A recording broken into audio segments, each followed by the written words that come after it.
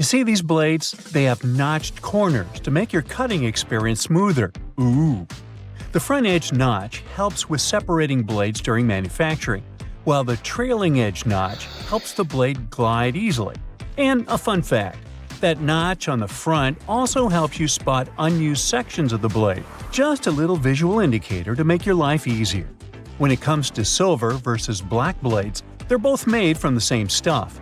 But black blades are sharper and are better suited for cutting through tough materials, while silver blades strike a balance between cutting power and durability. If you want that extra cutting oomph, go for black. Oh, almost forgot. The only thing those blades aren't meant to cut is food. It has a rust-proofing oil coating, which is not safe for humans. Check this one out. It's totally giving me childhood vibes. Now, I remember my grandma having tomato-shaped pincushions just like this, and sometimes they would look more like a salad, with a little pepper thrown in there. Well, believe it or not, this salad actually has a purpose. The tomato keeps your pins in place, while the pepper keeps them sharp. Those peppers are filled with sand, which helps keep your pins nice and sharp. And it's not just sand. Crushed walnuts can also be used to keep your pins in tip-top shape. Now look at this multiple pocket tool and this little hook on it. It's a bit of a mystery, but it's actually pretty handy. I counted at least 4 different applications. 1. You can use it to carry all sorts of awkward stuff, like camping gear or heavy parcels. 2. Need to twist some wire or play around with knots? The parcel hook has got you covered. 3. This hook can save the day with those stubborn zippers, like the ones on your luggage. 4. It's great for pretending to be a budget version of Captain Hook. If you know more applications, let me know in the comments. Apple users, with this feature, you'll never get laundry surprises again. Now, I bet you've had this situation at least once in your life. You wash your stuff, and when you take it out of the washing machine, the size seems to only fit your cat. Your iPhone camera can actually translate those funky laundry symbols for you. There are 2 requirements though. You must have iOS 17, and your phone must be in English. Take a photo of the care label, go to the Photos app, and see the details of the image. Everything will be automatically decoded and explained to you. Now, many toasters come with nifty removable crumb trays at the bottom. It's super important to give these trays a good clean every now and then to keep your toaster running smoothly and avoid any potential fire hazards. Just pop them out, shake out the crumbs, and you're good to go. Where you shake them out is up to you. Those little compartments on your gas pump aren't just for show. They're actually there to hold your cap while you're filling up. This nifty feature keeps things tidy and prevents any spills or drips on the handle. So, say goodbye to messy refueling experiences and hello to a cleaner pump. Plus, it makes the whole process way more convenient and efficient. Now, I'll bet your oven gets so greasy and dirty sometimes that you can even hear it oink. Just kidding. I know you're a tidy person. Anyway, if you're looking for a way to bring your kitchen cleaning to a whole new level, here's a tip for you. Most oven doors have handy latches that let you pop the door off for easy cleaning, saving your poor back from the strain. When you're draining noodles or potatoes, there's no need to bother transferring everything to a colander in the sink. Just throw the colander right into the pot, hold it down, and pour the liquid out. It makes life so much easier, especially when you want to save that starchy water for recipes. It's a must for authentic pasta, by the way. So let's say you've snagged this gem at a thrift store a while back for just under $1. It's seen better days, serving as an ashtray, but you decide it's time to give it a new lease on life. Here's the lowdown on how to make it shine again. Mix up a solution of boiling water, baking soda, and table salt in a bowl lined with aluminum foil. Let the piece soak for about 15 minutes and repeat this process 3 times.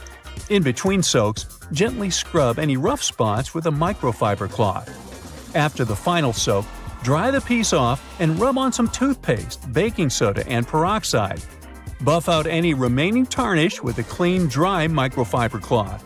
Rinse it off, and now your piece is practically gleaming like a mirror.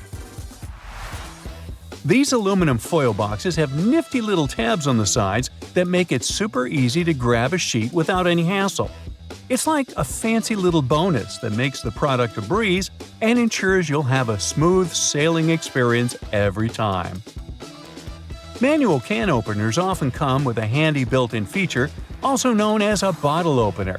It's like getting two tools in one. But did you know that this bottle opener actually has another useful function? It can help you loosen those stubborn, hard-to-open jars. Simply lift the lid slightly at a couple of points with the bottle opener, and then watch it as it effortlessly twists right off. Yeah! Okay, I just found that, apparently, you're supposed to save the first and last slices of a loaf of sliced bread for last. It's like a bread hack or something. Apparently, those end pieces help keep the rest of the bread fresher for longer, and you shouldn't eat them until you've devoured the rest of the loaf. So, next time you're making a sandwich, save those heel slices for the very end. Even bread eating needs a good strategy.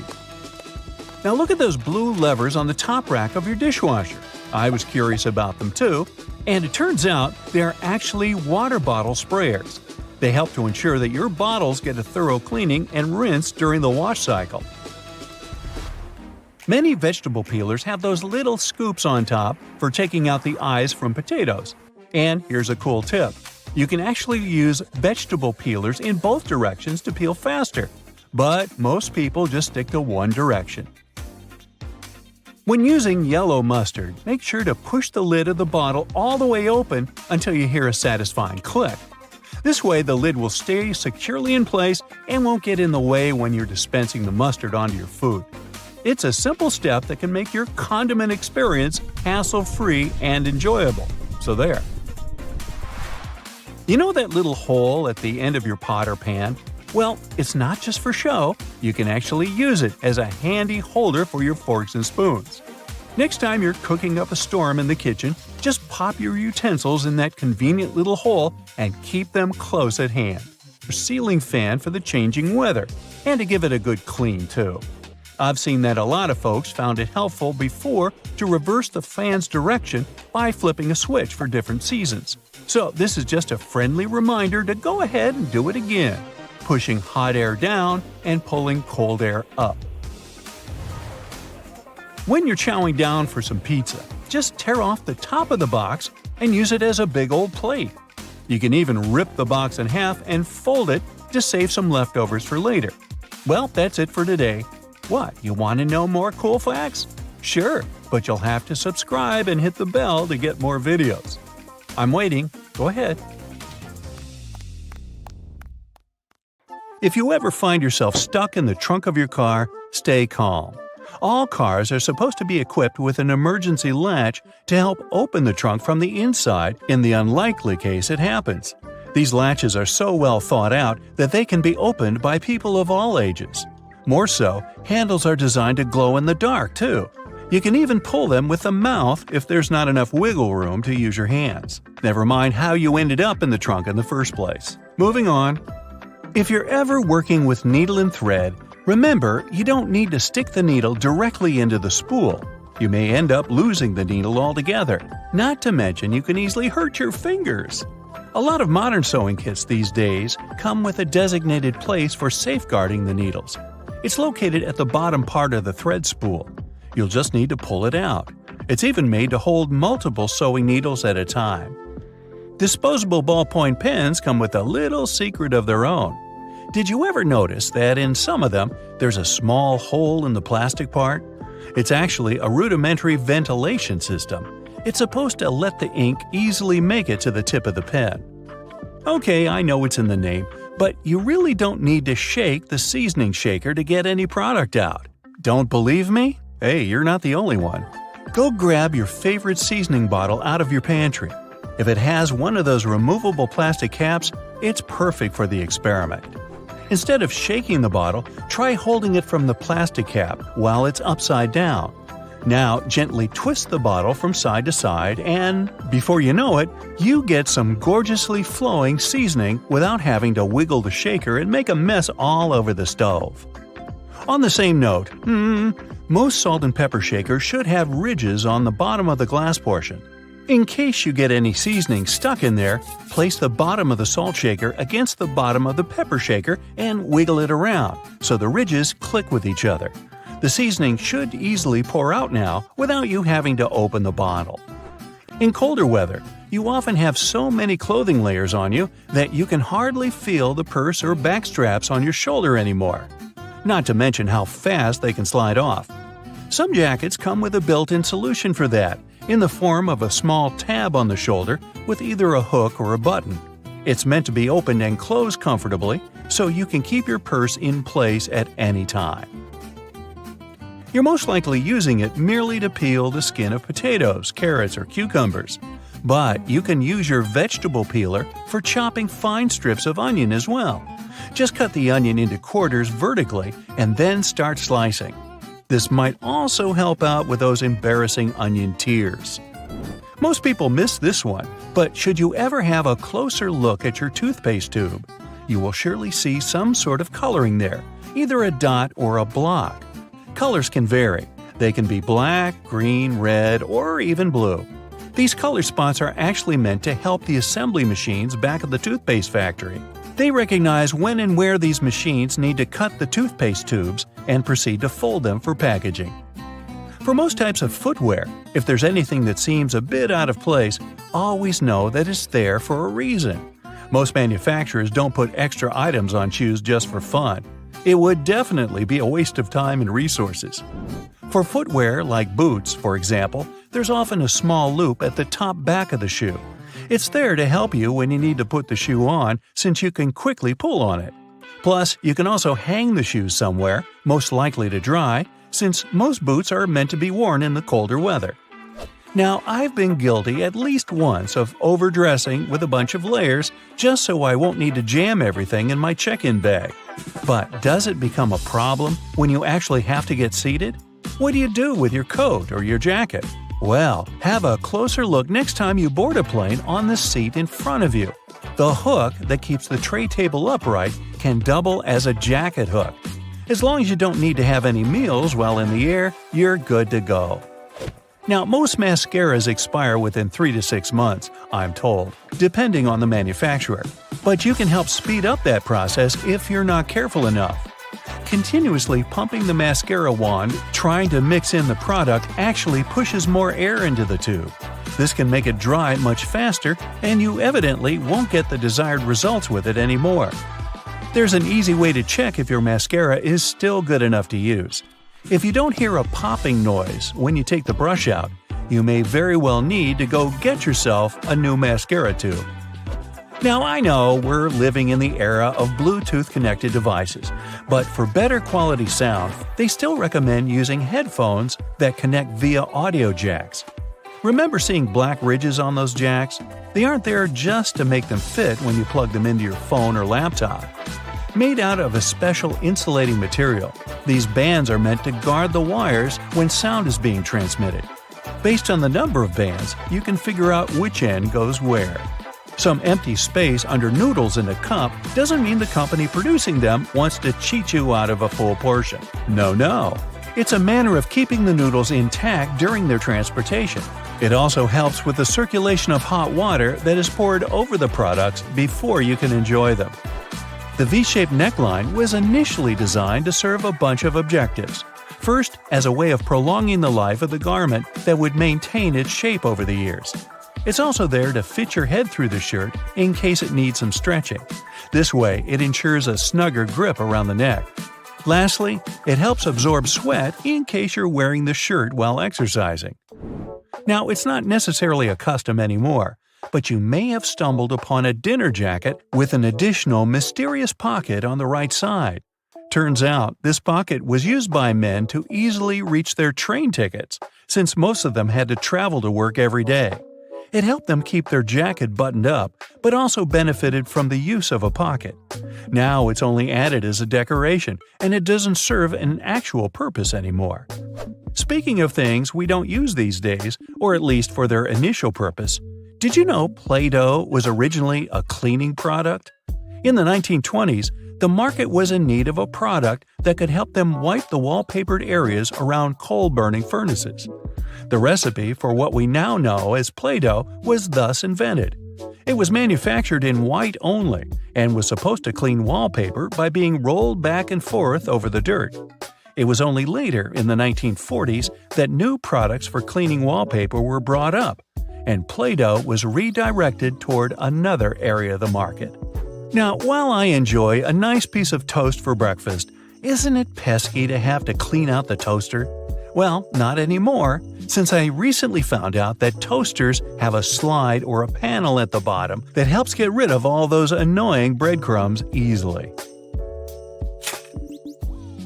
Now, there used to be a time when you could only have access to video games by inserting cartridges in your console of choice.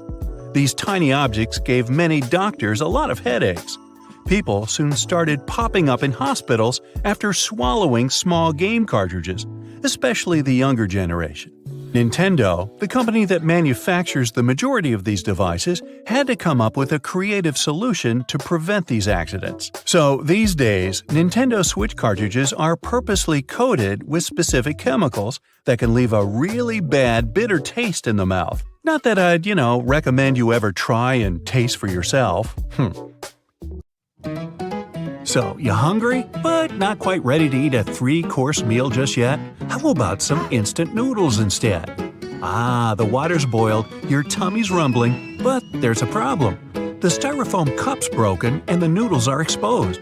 Wait, is that a space at the bottom of the cup? Why? That space is for protecting the noodles. It's not the company trying to save money or anything. Notice how the ramen in cups is hardly ever broken, but the one in the packet comes out looking like a mess? This technique is called a middle suspension. The noodles are packed in tightly to stop them from getting crushed in the delivery truck. It's not just about the noodles looking nice and long. It also helps those tasty noodles soften more easily. Now, morning breath isn't the best. Luckily, there's an easy way to get rid of it. Yeah, it would have been easy to think that mouthwash was invented for, washing your mouth. Well, mouthwash was originally invented and sold as a floor cleaner. It was sold to hospitals as an antiseptic for years. It never really took off. Some genius in marketing rebranded it as a mouthwash, and the rest is minty fresh history.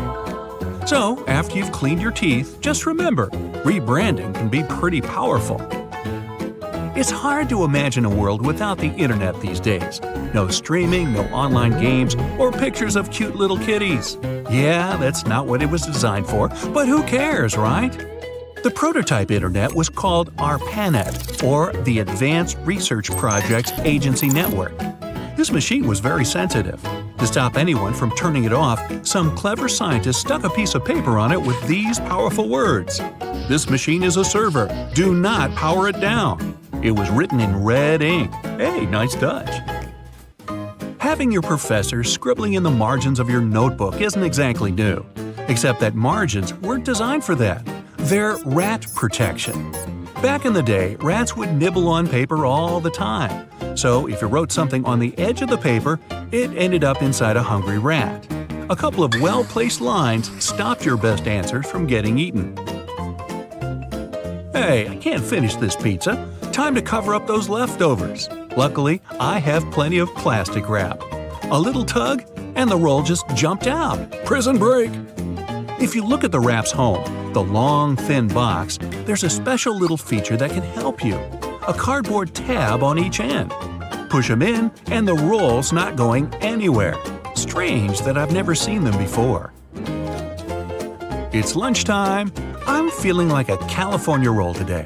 Seaweed, rice, cucumber, avocado, and crab meat. Or is it? It's actually imitation crab meat. It's basically cheap white fish blended with sugar. The fish mixture is then heated and pressed into shape. Yummy! That's maybe why it's called the hot dog of the sea.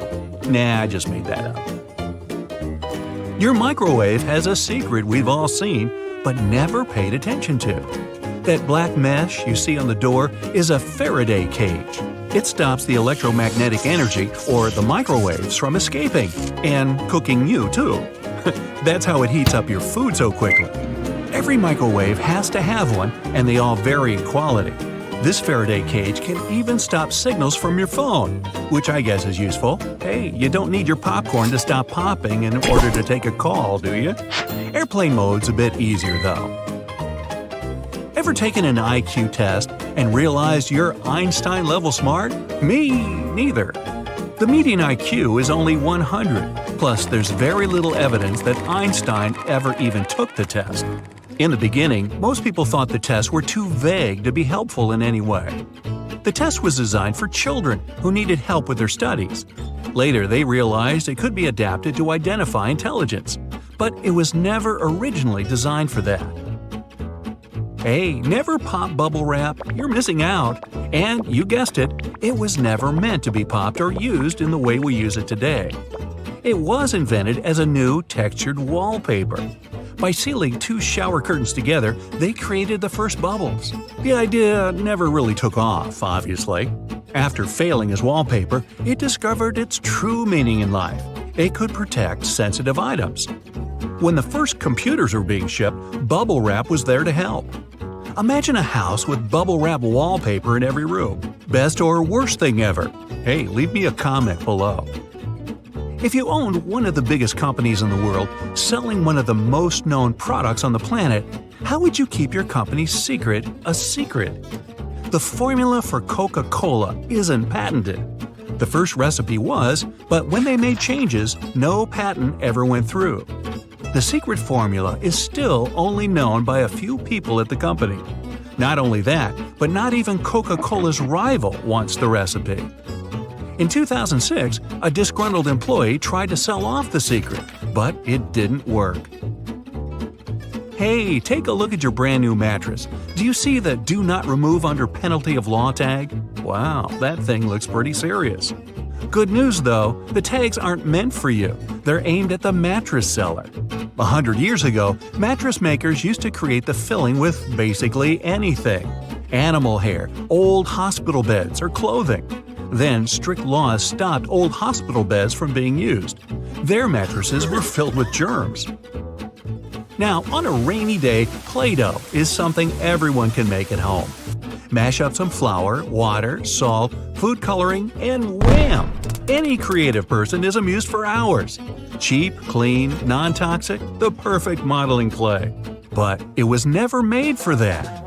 This stuff was originally for cleaning up walls in the 1930s. That's because people started going crazy for wallpaper, which you couldn't use soap and water on. Eventually, Play-Doh had to find a new home. Now, have you ever finished a lollipop and noticed a hole in the stick? This hole isn't just for show or to make a musical instrument with after you're done. It's there to keep that tasty sweet treat from falling off. While the candy's still hot, it's poured into a mold. As it hardens, the candy flows into the hole and creates an anchor. Oh, not into lollipops? How about good old American gummy bears? Unfortunately, they aren't American at all. They're German. A German company started making them in 1922. The original name was Gummy something something.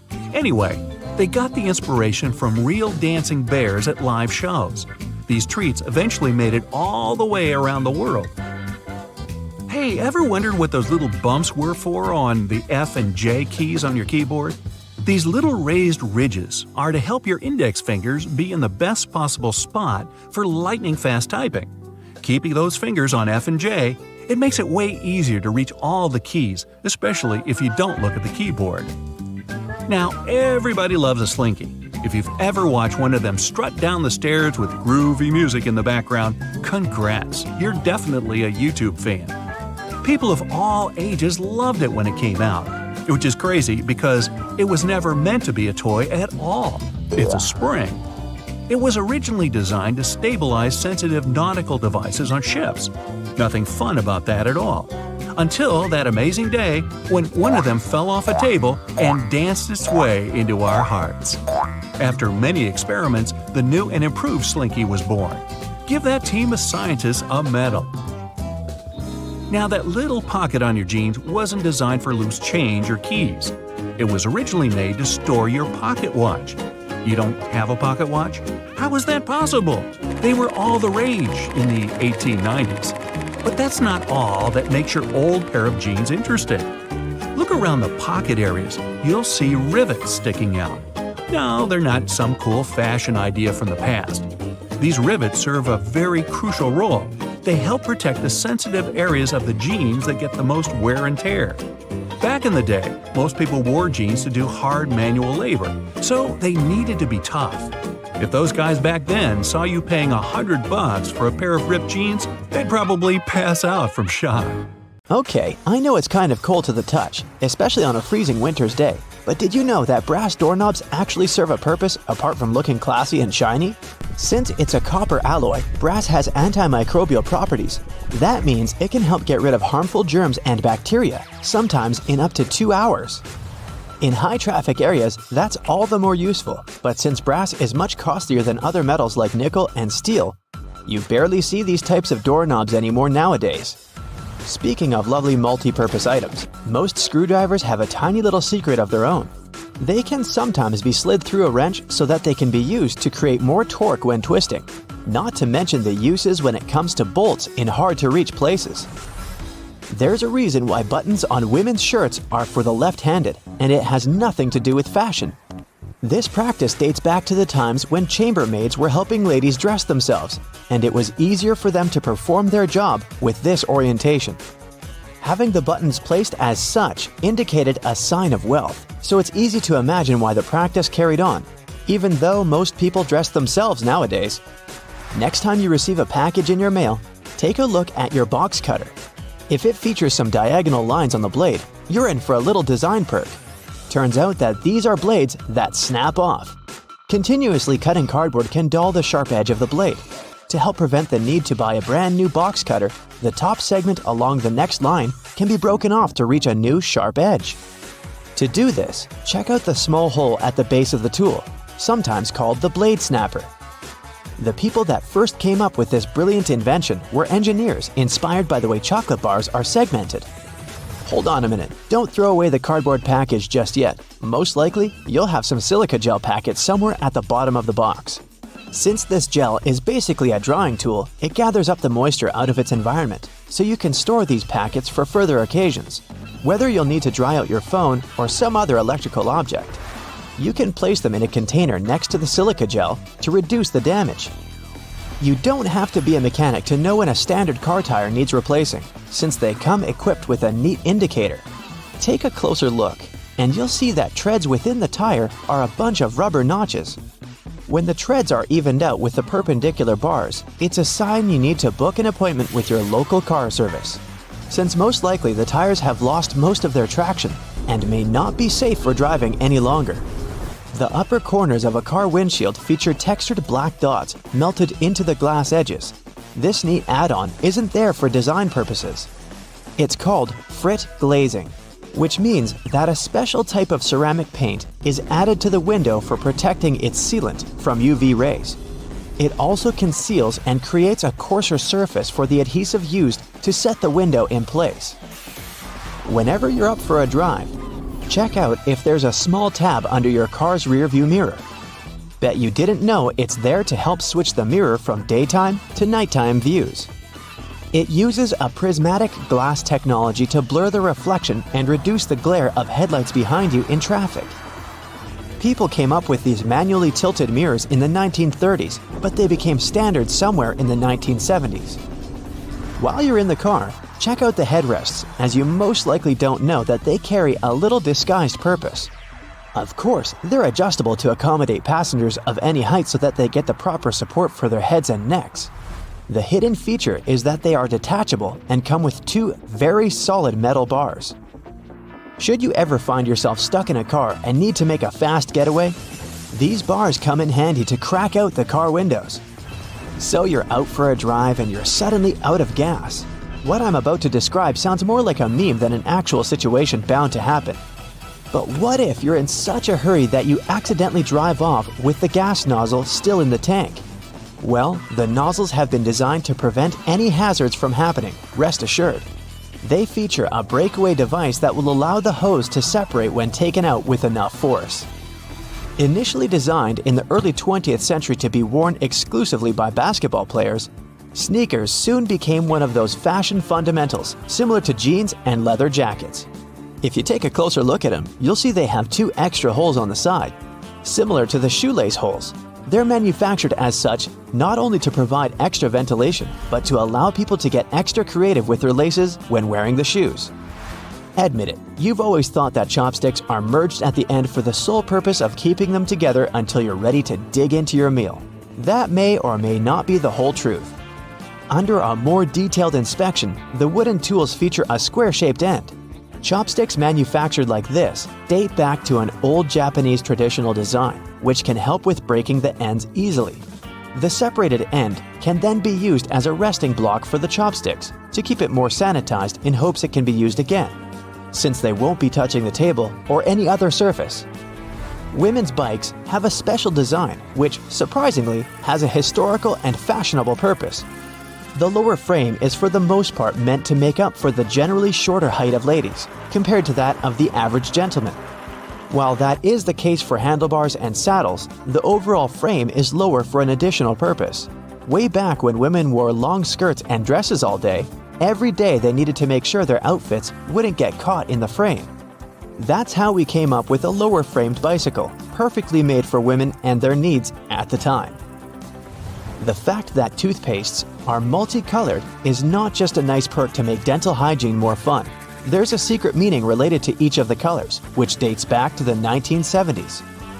In those days, people grew more and more interested in their oral health care, and as such, they were looking for products which could do more than merely clean their teeth. One company was the pioneer in that regard, adding mouthwash to its toothpaste, meaning the blue strip. They later added on the red strip, meant to feature ingredients which helped with gum care. Speaking of toothpaste, check the cap next time you open a new tube. You may be in for a little surprise. There's a pointed cone shape inside the cap, so you can puncture the seal of the toothpaste without cutting yourself or ruining your manicure. Not to mention, it's more hygienic since you won't be able to transfer germs or other bacteria into the product itself. On the subject of bathroom countertop items, toothbrushes come with a neat add-on hidden in the bristle patterns. Apart from making the toothbrush look cooler, they also do come with a practical purpose. Most toothbrushes come with a pattern of blue bristles intertwined with white ones. The blue dye is meant to fade out, signaling the time when you need to replace your toothbrush. Dentists say that toothbrushes should be replaced every 3 to 4 months, but it does serve as a great reminder in case you forget. Still love playing with Lego? Don't judge. Hey, it's a great hobby for all ages. Notice there's a hole on top of the Lego heads? Behold, you're looking at a safety feature that the people at Lego designed to prevent choking hazards. The most dangerous issue should a person swallow any of these pieces is the blocking of the airways. Designing a hole inside the Lego head helps the air to flow freely through the piece until it can be removed safely. We're now used to all sorts of modern light bulbs, some tubular, some shaped like diamonds, and some even twisted altogether. Historically, light bulbs were round and the initial shape served a purpose in itself. It was mainly connected to the fact that glass bulbs were hand-blown, which gave them the round shape to begin with. The hidden practical reason was that the light bulb filament needed to be at the same distance from every surface of the glass sphere. The easiest way to achieve this was to make the glass in the shape of a globe. Decades ago, no one would ever imagine keeping a stick in their pocket that could hold hundreds of gigabytes. We've come a long way since then, and got used to USBs transferring our files from device to device with ease. In 2000, 2 major companies developed and sold the first USB flash drives 1.0, which snowballed into USB 2.0, 3.0, Type-C, and so on. Physically, they can endure rough treatment and won't get damaged easily, especially if you get proper protection. By design, USBs are almost perfect. So perfect that you always make the mistake of inserting it in the wrong way. Admit it, the 2 square holes are used to help the USB secure its position once it's inside the port. It's not strong enough to keep it stuck, but strong enough to do its job. You can protect your USB with proper encryption. This means that if anyone gets their hands on them, they won't be able to read them. Encrypted files end up being scrambled into gibberish of a series of letters and numbers instead of comprehensive words to anyone who tries to read it. The file is only accessible if someone gets their hands on that USB. But if you're using certain online services like messaging or emailing, then encryption is simply not enough. Sure, the person on the other end can't read the contents of the work, but the hosting website can. This is where end-to-end encryption comes in. That means any information that goes in and out is, again, scrambled into gibberish to anyone who is in the way of your traffic, including the hosting service. Cloud storage has taken the world by storm. You can now save everything that's on your desktop to the internet and access that data across multiple devices. All you need is an email and password, and boom, you're safe and have all your files in one place.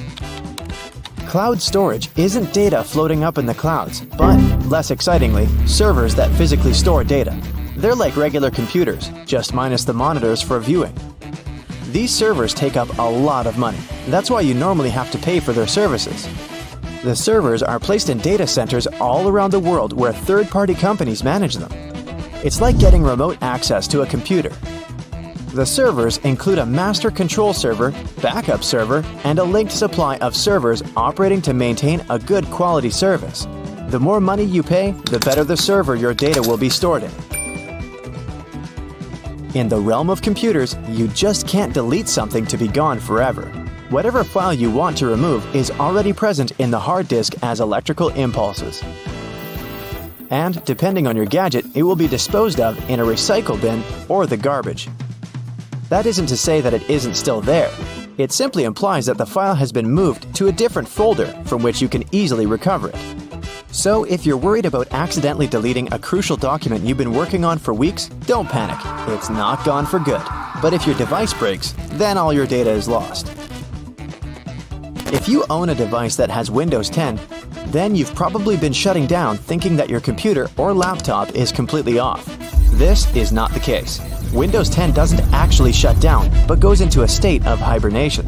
It keeps your app saved for you to recover. The proper way to shut it down is by resetting it. Windows operating system is known for being user-friendly with all the commands displayed in front of you. But for computer whiz kids, know that you can open the search bar and type CMD for the command prompt. It looks just like a bunch of random characters, but this is where you can achieve a lot with your device. If you don't like the black window, you can always change the color of your suiting. Once you launch the command prompt window, right-click on the title bar and then on Properties. Another window will open which has the option of choosing colors. You can pick the colors you want for the background and text, or fix the opacity for the CMD window. This is easy mode. The real work is typing commands in the window. If you want to look for all your drivers on your Windows 10 device, then type in this command in the window. Don't forget to add spaces. The list of servers will magically pop up on your screen. This is a good way to get to the bottom of your issue, instead of searching for them manually. You can also hide specific folders on your computer through the command prompt by typing this command and pressing Enter. Of course, you'll have to type in the folder you want to hide, and poof, it's gone. The non-tech way of doing this is by opening the Properties pane in the folder and clicking on the checkbox that shows Hidden. While this is indeed the easy way of hiding your folders, it's not the most effective. You can simply write Show Hidden Files and Folders, and every checkbox you check will be visible again. The command prompt isn't all about business. You can try playing a game there to pass the time. Don't expect a AAA kind with realistic graphics and epic gameplay. Type this command and you'll be transported into the game via text. This game will allow you to create characters and engage in this imaginary world. Google Chrome is one of the most popular browsers on the net, but you can also play a text-based game there, just like in the command prompt. First press Ctrl plus Shift plus J to open the console. Then type Text Adventure into the search box. Don't freak out, you just opened the sort of a back end of the page. Next, click on the box that says Console. You'll be greeted with a text that will ask you if you want to play a game. type "Yes" and you'll instantly begin. They'll give you some basic commands which are easy to follow and an opening premise of the journey. If you're looking for something a little more contemporary, then get ready to play some solitaire. No worries, you don't have to type some command to play it. All you need to do is type "solitaire" in the search bar, and you're there. You can play the exciting game of solitaire in your web browser. And when you get bored, you can play the classic game Pac-Man. If you're from the generation of the classic bulky phones, then this next game will bring back all those memories of your childhood. Open Google and type "snake," and there you go. When the internet is down, you can play the dinosaur game in your browser window while you're impatiently waiting for the Wi-Fi to come back. This game is very simple. After pressing enter, you just have to hit the spacebar to jump over obstacles. And at a certain point, you'll have the option to duck down, which will make it even more challenging. Even without Wi-Fi, you can still have a good time. You can pause the game whenever you want by pressing the Alt key or F11. You can just click on your screen to continue the game at any time. Windows 11 has some cool hidden features that are very useful, like adjusting the volume for each individual app. You can go to Settings and click on System. Hit the Sound section. This will bring you to all the sound levels and the master switch. Copy-pasting is so essential to our everyday workflow that Windows 11 decided to take it to a whole other level with clipboard history. This option allows you to save your copied texts in one designated area, which you can access anytime. And the good news is that this option is also available on Windows 10. Just click on the Windows key plus V, and you're good to go. If you have too many windows opened on Windows 11, you can grab the window that you want to keep and shake it. It will minimize all the remaining windows in the background so that you can have a pleasant, productive workflow. Oh wait, it's happening now! You know, there are all sorts of amazing things you can do with products already lying around the house that were meant for other things. We'll explore some of those, plus everyday items that have other purposes you may not be aware of. I'm also in a silly mood, so hey, let's have some fun. Many pairs of kitchen scissors today have a serrated opening where the handles and blades meet. You can use this as an herb stripper to de-stem difficult herbs like thyme, rosemary, and chives. Saves you a lot of time trying to pick the leaves off by hand. And if you're short of a vase, you could present roses to your significant other this way. Just be careful when you're pointing the sharp end. The metal tab on soda cans can be flipped around. You can slip a straw in place so you don't have to hold it up to your mouth. This stay-on tab replaced the pull ring tab created in the early 60s. You remember those, don't you? Those could be quite sharp and easily discarded where they could be a menace for others. Now, you can pop your straw straight into one. Also means you can produce some bubbles and make a mess. Sometimes when you purchase an article of clothing, you receive a plastic baggie with an extra button and a swash of fabric. While the fabric is clearly used to patch holes, it can also be used to test the effects of various cleaners on certain surfaces. It's handy too to test wash cycles before using them to wash the whole garment. And if you want to clean your nose with it, that suggestion never came from me. You can use a screwdriver for leverage if you're having trouble lifting or moving something. Some also have a hexagonal shape handle that fits inside a wrench or spanner. You can use it to improve torque and, again, for leverage. A little easier on your hands. Some of us aren't that strong, or maybe that's just me. Rubber bands are great for many things, but if you have a bottle that's hard to open, you can wrap the band around it for a better grip. Escalators have those fluffy black brushes for a similar reason that some have yellow lines on their steps, to try and deter people from getting too close to dangerous places. People don't always take notice, and sometimes clothing can drape close to a point where the step meets the edge or skirt. The brush is a little barrier to help prevent this from happening. They can also catch bits of fluff and prevent other small things from falling down into the gaps. Your average pair of jeans has several features that are both functional and somewhat sentimental. The metal rivets around the pockets help secure the stress points. This ensures they last a bit longer than average, though not all jeans have them. Many still have a tiny pocket directly above the main pocket. This was originally meant to hold a pocket watch. Even though pocket watches are mostly a thing of the past, many people still use this space to store coins, rings, or even a portable USB. Now, this may seem a little obvious, but if you've ever wondered what all the notches are in a car tire, it's for traction on the road. However, there are also a good indicator if your tire is getting too worn down. If those notches aren't so deep anymore and are almost flush with the road, it's time to replace them. If you don't, the next time you try to stop suddenly at a stop sign, you might be surprised to find your car has turned into a giant roller skate.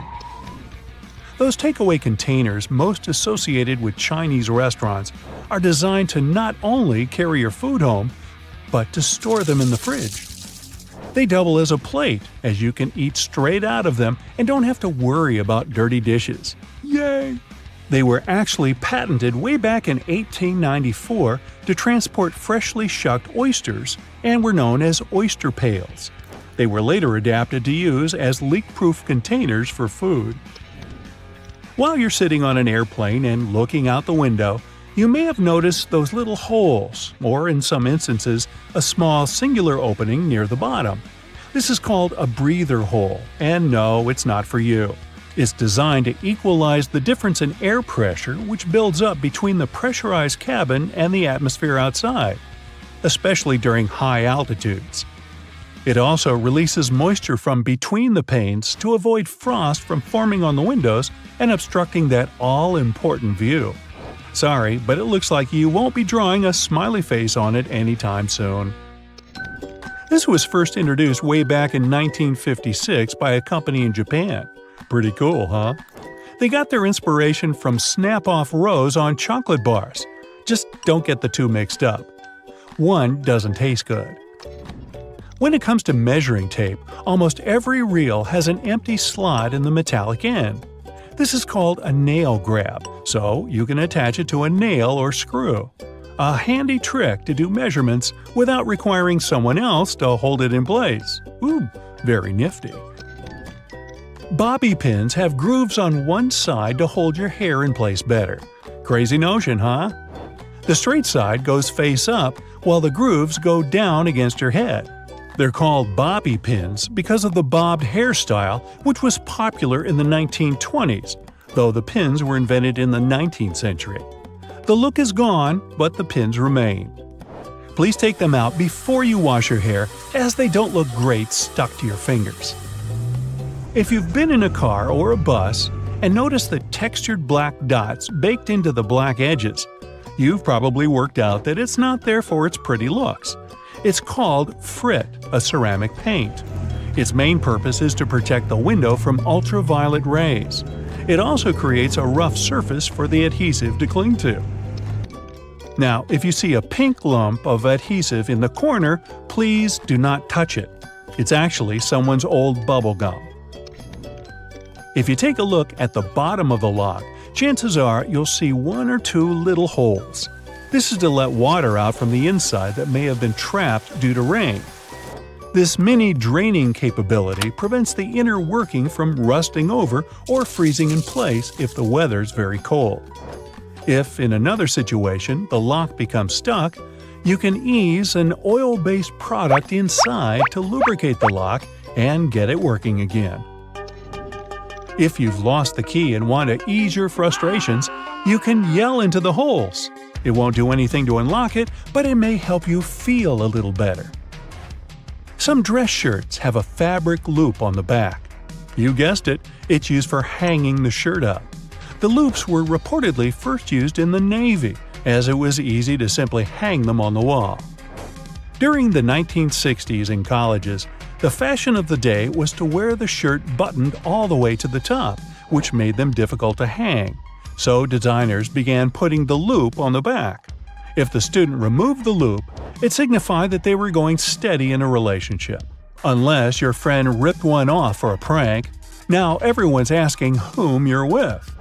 There's a little more to this story, but we haven't got time to hang around. And yes, that's a bad pun. On purpose. It's what I do. Ever wondered why coins have those little ridges along the edge? It's a leftover from earlier times when they were worth more. Counterfeiters could easily file the edges off to sell as gold or silver coins to make some profit. The ridges were created so it was much easier to tell which of the coins had been altered. It's not needed today, but the coins still have that altered style. If you ever get really bored, you could try counting how many ridges there are. Actually, that is a very boring idea. Forget that and watch another Brightside video instead. Can you believe it? There are two different ways to drink juice from a juice box. The first way is the default one, and the second is to flip the straw over so that its shorter side sits at the bottom of the box. Using the first method, you may have difficulty getting the last sips of liquid because the straw can't reach all the corners properly. Some straws have their bottom corner sharper than the top. It's deliberately designed that way to pierce through the seal. That's why some people believe the right way to drink juice is the conventional one. Now let's continue with straws. Do you know there's a correct way to use a straw while drinking from a can of soda? So, you're about to have some Coke. You pop the tab open, then you put a straw in the can. Now you need to make a constant effort to keep the straw steady. See this hole in the top? Yeah! Turn the pop tab around and put your straw through the hole. It'll serve as a straw holder. No need to be annoyed by the tipping straw. So, what's the best way to eat a cupcake? Turn it into a sandwich. Step 1. Peel off the paper wrapped around the cupcake. Step 2. Carefully divide the cake into 2 parts. Step 3. Put the bottom side of the cupcake on top of the frosting. This is how you eat a cupcake like a pro. Okay, another quick word about cakes. People generally use kitchen knives to cut cakes into 2 parts. But you can use dental floss. Take a piece of floss and wrap it around the cake horizontally. Hold the ends tight with both hands and pull them in opposite directions. There you go! Now you have an evenly cut cake. Smooth, huh? You can use floss to cut through a cake vertically, too. This way, you'll reduce the chance of messing up the frosting. Do you use your fingers to dip your Oreos in milk? Try using a fork. Stick it between the wafers vertically and dip the cookie in milk. Well, you try it. I'm sticking with my fingers. Been doing it all my life. Hey, call me a rebel. You put your food in the microwave. The plate is hot and the upper part of the dish is steaming. You start eating. Oh no, not again. Your meal hasn't heated evenly. If you want your dish to be equally warm, arrange it in a donut shape and leave an empty spot in the center. The middle part of your dish takes longer to heat up. By the time the center warms up, the edges might be overheated. Sometimes you need to microwave 2 bowls of food at the same time. In this case, you can try placing the second bowl on top of a cup. This will give you a free space for the second bowl. Creative solutions for small microwaves. Now, better to secure the cup first though. Cleaning the splashed food will take more time than using this method. To save space, you should roll your clothes instead of folding them when packing. They don't get creased when you roll them. Plus, they take less space this way. Okay, we might as well continue with another packing trick. After rolling your clothes, pack them in your suitcase vertically, not horizontally. Your clothes will fit better into the bag, and you'll have more room for other essential stuff. Drinking iced coffee is a great way to cool your body on a summer day. Sadly, the ice cubes start to dilute the coffee pretty soon, changing the taste of the drink. To avoid this, you can freeze some coffee into ice cubes beforehand. This way, your iced coffee won't get watered down. It turns out that taking a shower too often isn't good for your hair. Experts say you should wash your hair 2 to 3 times a week because overwashing can result in extra oil in your hair. Do you know there's a correct way to fit salami on a toast properly? Yeah, there's a geometry problem. Toast bread is square, but salami is mostly round. You can, of course, do it in a traditional way, by putting 2 slices next to each other. But then the edges of your sandwich won't have any filling. All you need to do is to cut the slices in half. Next, you line the straight pieces with the sides of the toast. You get 4 slices covering the entire piece of bread. Most people peel bananas starting from the top, but this way you squeeze the fruit. The best way to peel a banana is to start from the bottom. Hey, take a closer look at monkeys. Apparently, they figured this out a long time ago. Do you want to have more space in the closet where you store your cleaning supplies? Then this one is for you. You can hang spray bottles on a clothing rod. It's convenient. You can find those rods online or in stores. This way, you'll keep your cleaning sprays organized. Also, this method leaves more cupboard space for other cleaning supplies. There's a right way to hold a burger. Grab it with both hands. Now, place your little fingers at the bottom next to your thumb for extra support. You want to cross out miswritten words? You can draw a line on top of them, but in most cases, you can still read the words. Instead of scribbling some lines, just write a bunch of random letters on the top of the word you want to cross out. Problem solved. What is the best way to cut crusty bread? By turning the loaf upside down. The underside of the bread is usually softer than the top, but try not to squeeze the bread too much. The traditional way to drain pasta is to place the colander in the sink. After that, you drain the water and put your pasta back in the pan. But this method isn't the most effective. Sometimes, pasta gets into the holes of the colander. The second option is less difficult. Place the colander into the pot, and while holding them together, drain the water. This way, you don't have to move your pasta from the pot. This trick works best if your colander fits your pot. If you don't want to buy several colanders, you can still use this method, but you should be more careful during the draining process. Now, does your freezer ever spoil food? You put ready meals and groceries in the freezer. 2 weeks later, you'll open it only to find your food freezer burnt. There are 2 reasons for this. First, you stock your freezer with too much stuff. Overloading can block the vent. Then the air inside the freezer won't circulate properly. The second reason might be the wrong temperature. The recommended freezer temperature is 0 degrees Fahrenheit or a bit lower. Now, what's the best way to hold a steering wheel? Most people clutch it at 12 o'clock, 2 o'clock, and 10 o'clock. This is not very safe, even if you have 3 arms. For those of us with just 2 arms, the proper way to grab the wheel is to put one hand at 3 o'clock and the other at 9 o'clock. It means placing your hands where the joints are, in case you need to give way to airbags. Holding the wheel differently prevents them from fully inflating. Toblerone is a fancy chocolate bar, but did you know there's a correct technique to break off pieces of this chocolate? Just push the triangle you want to separate toward the rest of the bar. Who would have thought? Pringles are another hard-to-eat but delicious thing. While trying to dig a piece out of the can, don't shove your whole hand in there. Instead, use a sheet of paper. Fold it lengthwise and slide it into the can. Then gently pull it out, together with Pringles. Now you have a tray of crispy goodness. Imagine you're an art detective, and your task is to explore the mysteries behind the world's most famous paintings. I'm talking about works from Da Vinci, Michelangelo, Picasso. So, grab your magnifying glass, as this journey is about to begin. First off on your list is Rome. After enjoying delicious pasta, you head to the Sistine Chapel, home to the world's most famous ceiling.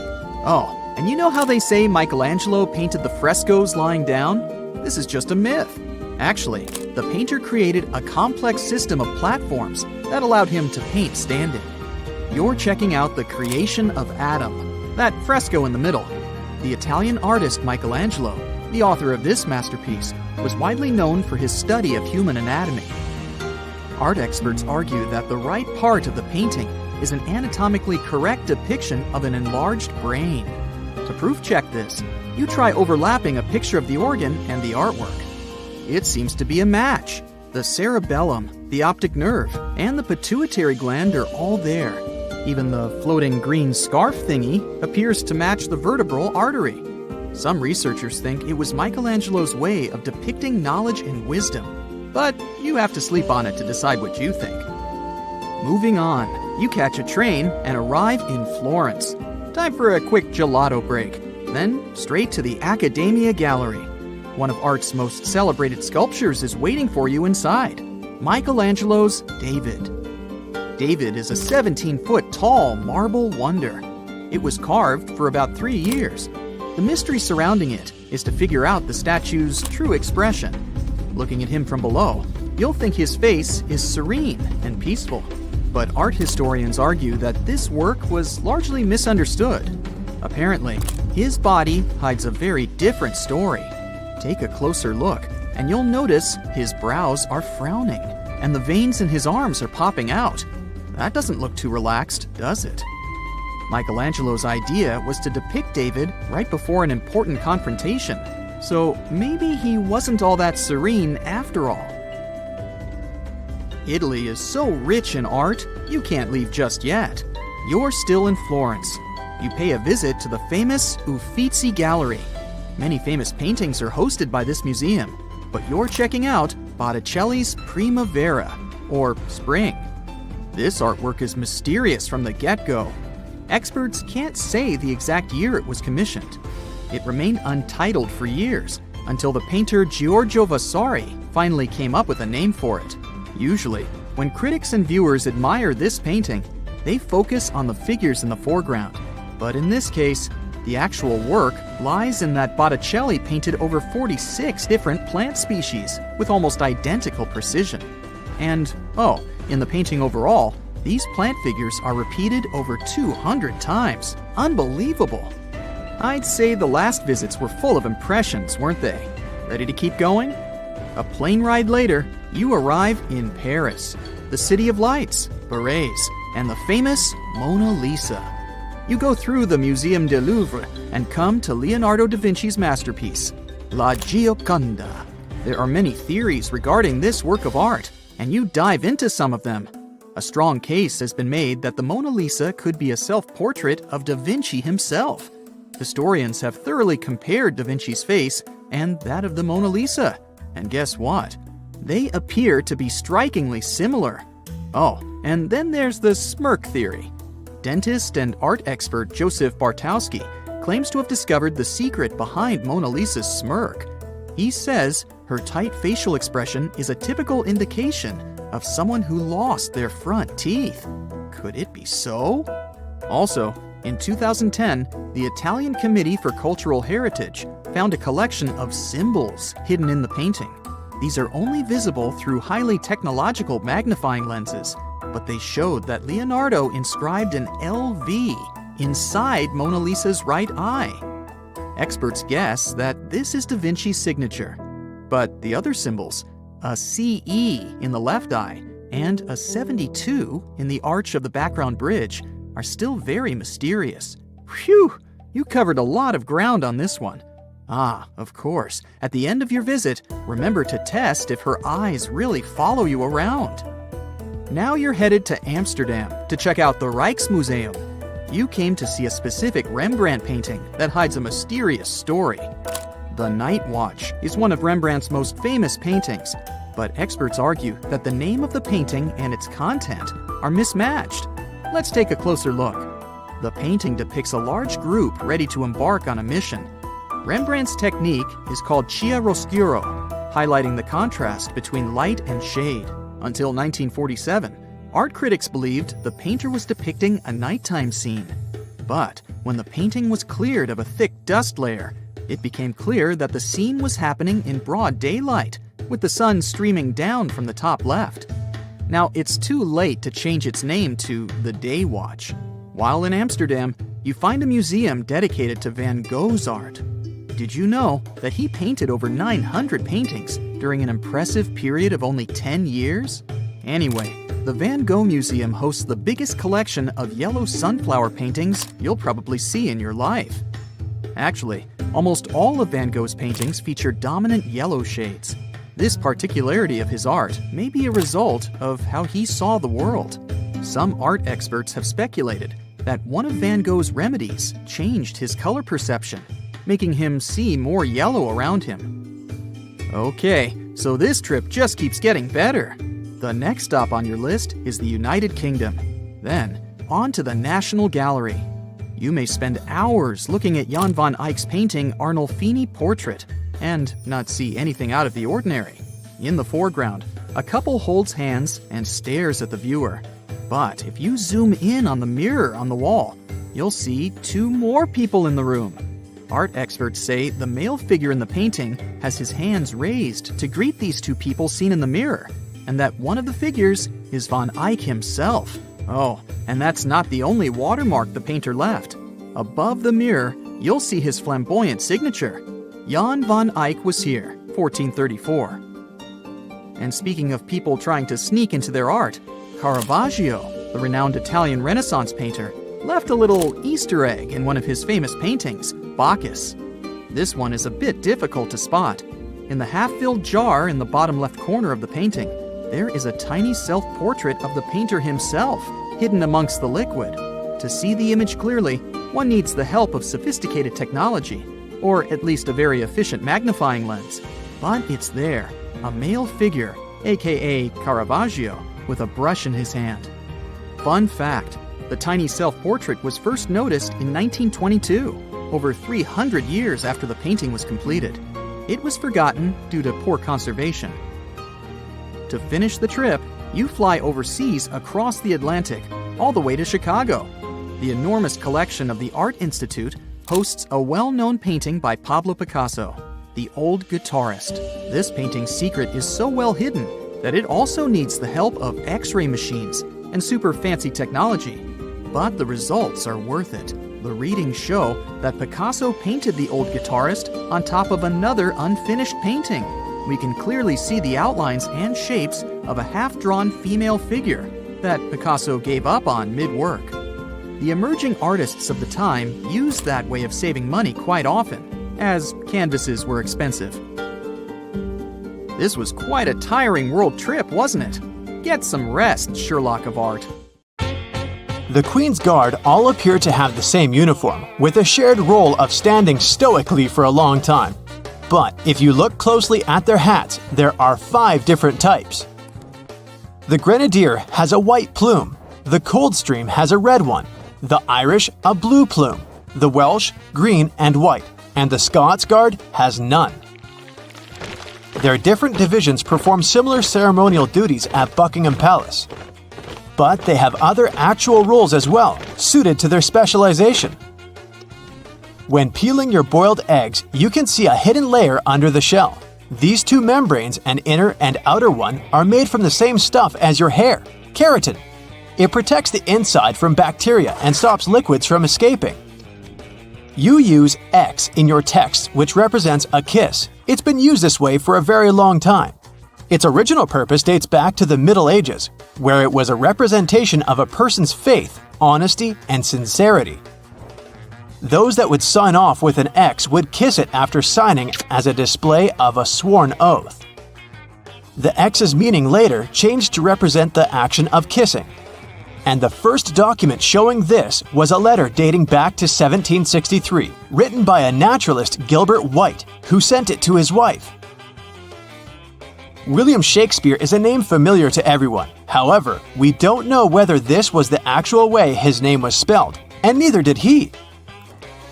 He signed 80 different variations of his name spelling on all his works. Historians haven't a clue which the correct spelling is. The version that we know of was only used on 2 of his plays. Different forms of alarm clocks were invented as far back as 348 BCE, with many versions throughout the world, all with complicated mechanics.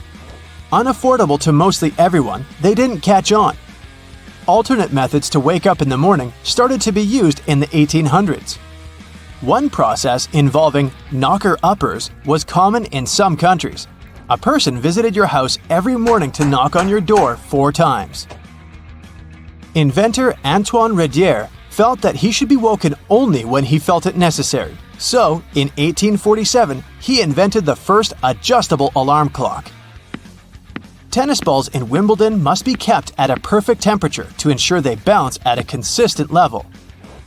They're stored at 68 degrees Fahrenheit, so they're cold enough that the molecules inside the ball shrink, ensuring they bounce lower. Then, they're continuously swapped throughout a match as they expand by being hit too much, becoming too bouncy. Wimbledon goes through 50,000 tennis balls each year. You enjoy the smell of a freshly mowed lawn. as you associate it with the weekends and summer. But that smell is a sign of stress made by the grass. Grass evolved to emit various elements when being eaten by bugs. This signal attracts predator insects to remove them. But unfortunately for the grass, there's nothing large enough to deter a lawnmower. There is no oxygen inside your packet of chips. If there was, it would influence the combination of molecules forming inside, spoiling the chips faster. The packets are instead filled with nitrogen, which pushes oxygen out. And this extends the shelf life and quality of your chips. You're traveling by plane overnight and just can't get to sleep. And the first night in a hotel wasn't great, regardless of how comfy the bed was. This is because of a human evolutionary trait called the first night effect. When you sleep in a different place than your home, the left side of the brain responds to more sounds while you're asleep. It continues to analyze your surroundings without you realizing, acting as though it's on a night watch and keeping you alert for any potential dangers. Most animals have this trait, although it's a lot more subtle in humans. But it's still effective enough to make sure you get your peanuts. Before playing basketball with hoops, you would have instead been playing with peach baskets. When the game was invented in 1891, a peach basket was used, with the bottom of it cut off. But it only took 15 years for players to grow tired of constantly collecting the jammed balls and to remove the basket altogether. When you click your fingers, the snapping sound isn't from the physical click of finger and thumb. The noise actually comes from the finger hitting the palm. The instant film for the first Polaroid cameras didn't have their own coating after taking a photo. To develop it, you applied it yourself. Waiting for it to dry took a long time, so shaking it sped up the process. Then, from the 1970s, the film provided everything required for the photo to develop, making the popular craze of shaking Polaroids pointless. Shaking the photo can cause the ink to wave or blur before drying properly, so you shouldn't actually shake it like a Polaroid picture. And just wait patiently instead. Bug spray doesn't repel all bugs, especially the worst of them all, mosquitoes. It does cover the scent of carbon dioxide, which is what attracts mosquitoes. But the spray only protects you for a short distance. Mosquitoes can also track carbon dioxide over long distances. They will continue to stalk you until they find a gap in your invisible bug shield. A great alternative is lavender, which contains linalool. This fragrance completely overloads the mosquito's senses, making it unable to track you. The half belt on the back of some jackets appear like a fashion accessory. It was initially designed that way for larger jackets, as they could also be used as a blanket to wrap around oneself. The belt's position helps hold the material together, so it's easier to walk with whilst keeping you warm. Ketchup wasn't originally intended to be your favorite condiment. In 1834, a physician, John Cook, sold ketchup as a cure for indigestion. It was an immediate hit, and today, 10 billion ounces are purchased annually in the USA, although not as the intended medicine. Thomas Edison made over 1,000 inventions, and one in particular, the light bulb, is most famously linked to him. However, he didn't actually invent it. Warren de la Rue, a British chemist, had solved this scientific challenge 40 years earlier. There were also 20 other inventors who made alternate versions before Edison did. But earlier varieties relied on cotton thread and only lasted up to 14 hours. Edison, in 1880, used a carbonized bamboo thread instead, and his worked up to 1,200 hours. It became the most commercially viable light bulb, and today's ones are similarly shaped to Edison's original. The first treadmill was used in England in 1818. It was a large wooden cylinder with a handrail, although it wasn't used to keep fit. Convicted criminals would be forced to use these for up to 10 hours per day as a punishment. The energy output potential was realized, and soon it was built to work with water pumps and grain grinders. It was so effective that it was used in all prisons throughout the country. But in 1902, it was decided that it was too harsh and stopped. And now, this cruel punishment is mainly found in gyms. During the 1940s, there was a shortage of cocoa, and it was important to find a solution to this problem.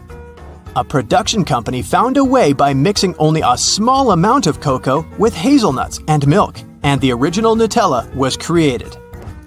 It started out as a loaf spread, like a stick of butter. It then transformed into a creamier version inside a jar in 1951, but it wasn't until 1964 that it was given its famous name. Your passport might be a dark shade of either green, blue, or red. The darker color not only makes them appear more official, but is intended so that through its journeys, the dirt that's collected is more easily hidden. Wasabi was first used back in the 8th century. It wasn't meant as a spicy condiment as it's served with sushi today. Initially, it was used for its antimicrobial properties that help avoid the harmful reactions to fish with sushi that's a bit too old.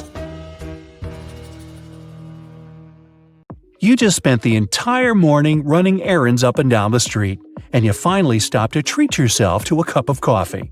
You enter the nearest coffee shop, place your order, and notice that actually you really need to use the bathroom.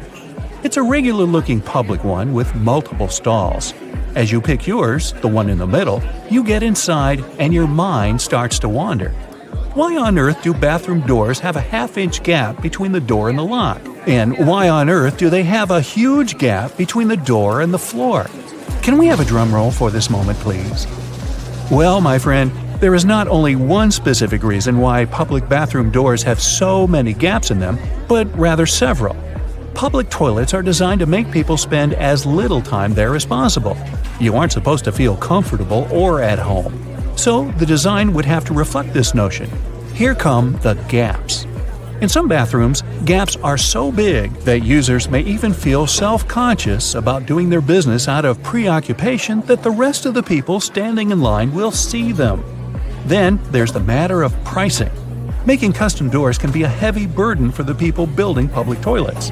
This would mean understanding exact measurements so that doors would always fit the mold of the stalls it's supposed to be installed into. Now, not all the gaps in public bathrooms are necessarily the same size. They may vary, even if this variation is small and often unnoticeable. So, these gaps actually help to reduce the margins of errors and to turn production more cost-effective for the people financing them. In case a door comes wider or more narrow than it should, the gap regulates the differences and allows for their installation anyway. There is also the case of air circulation. The last thing you want to do in a public bathroom is to trap odors. So you need a little space under and between the doors to allow the air to flow. Finally, the gaps are a big safety measure.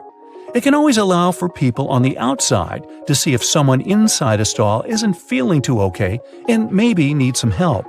And what about that extra hole in the upper part of the sink?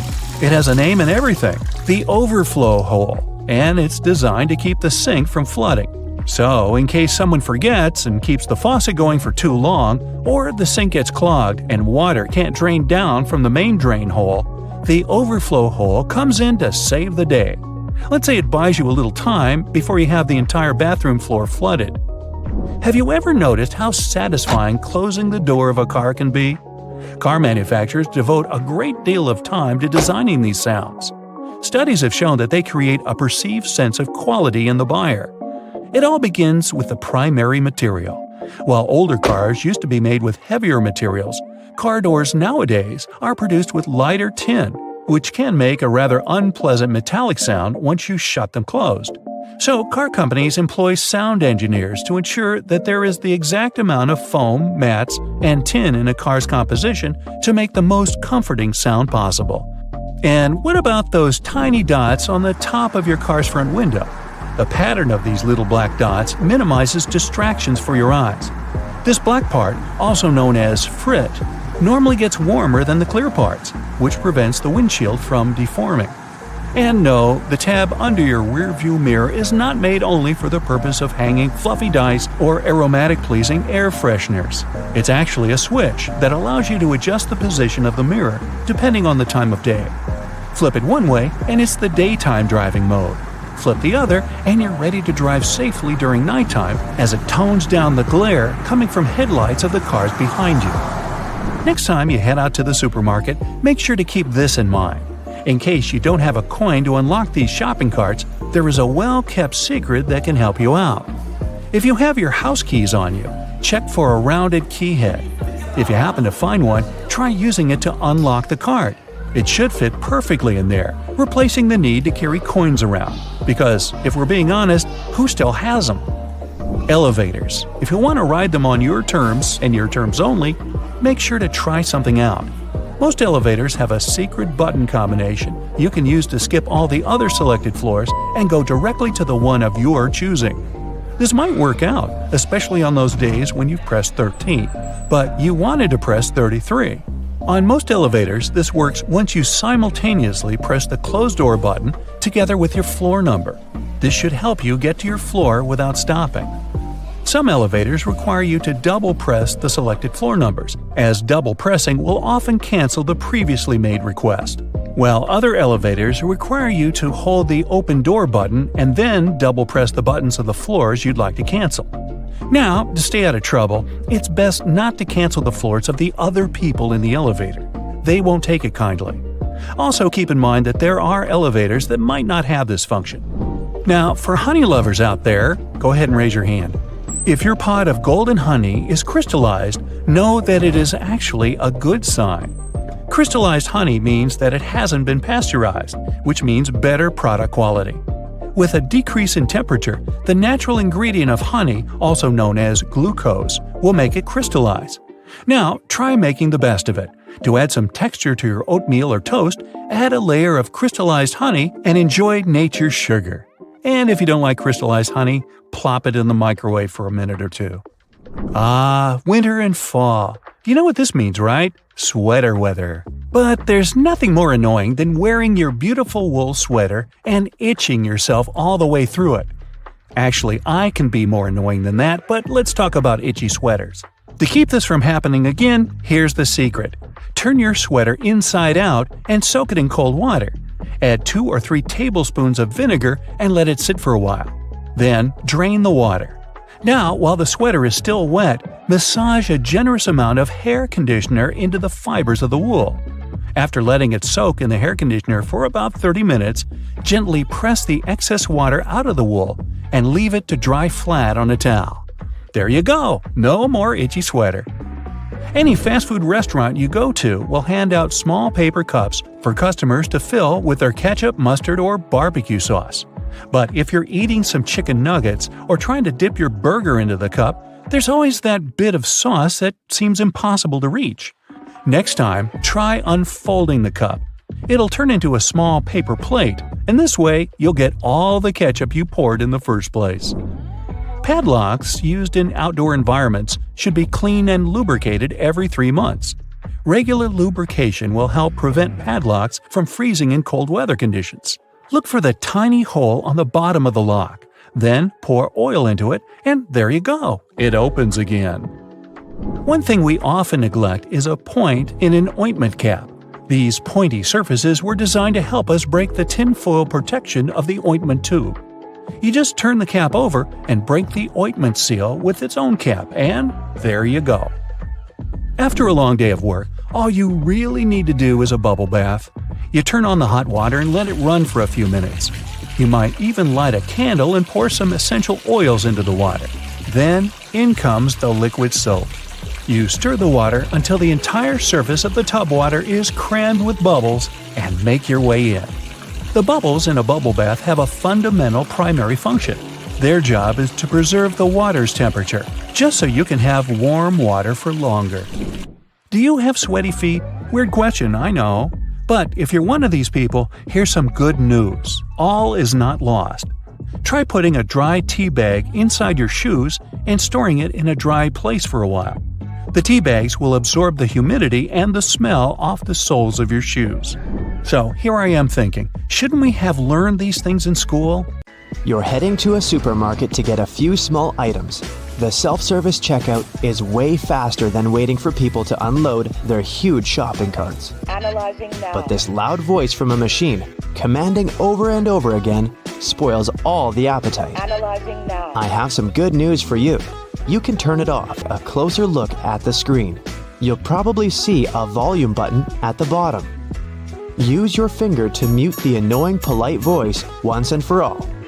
Not all machines have this hidden option though, but it's definitely worth checking out. Usually, a sunflower oil bottle has this weird inner cap. Most people remove the entire top layer and throw it away. But there's actually a better way to use it. Turn the removed element inside down and put it into the bottleneck. It will make a great dispenser, and you'll never spill more oil than you wanted in your salad. Planning a picnic with your friends in the wild? Forget about the classic picnic basket. We got it all wrong. It's not a basket, but a bucket. Yep, it's way better to put your picnic stuff into several buckets. This will help evenly distribute the weight among all guests. And when you find a nice spot for your picnic and get all the stuff out, turn the buckets over and use them as stools. When the food is over, put the buckets into each other to save space on the way back home. Your toast is getting burnt, but you don't have any kitchen tongs at hand? Take 2 identical forks, put them together tine to tine. Stick them tightly with a rubber band, and voila, your tongs are ready. Ever wondered what this double bottom under the Nutella lid is for? There's only one way to find out. Here's a brand new Nutella jar. Let's remove the white carton circle and then peel off the foil. Surprise! There should be a little knife to cut the gold foil cover. Now you know how to get access to your favorite guilty pleasure without scratching your hands. Don't throw away the glass jar after you're done with Nutella. It can turn into a candle holder or a lantern. Wash it, paint it to your taste, add some decorations or lettering. Glue a decorative rope around the neck of the jar. Set a candle inside the jar or put string lights inside it. No one will ever guess that it used to be a Nutella jar. It'll be our secret. Have you ever wondered why Ritz crackers have ridges? You can use them as a safe knife for cheese and similar soft products, like cucumber, ham, and so on. Just roll the cracker as if it were a tiny pizza cutter and press. Now all the ingredients fit on your cracker perfectly. Enjoy your snack.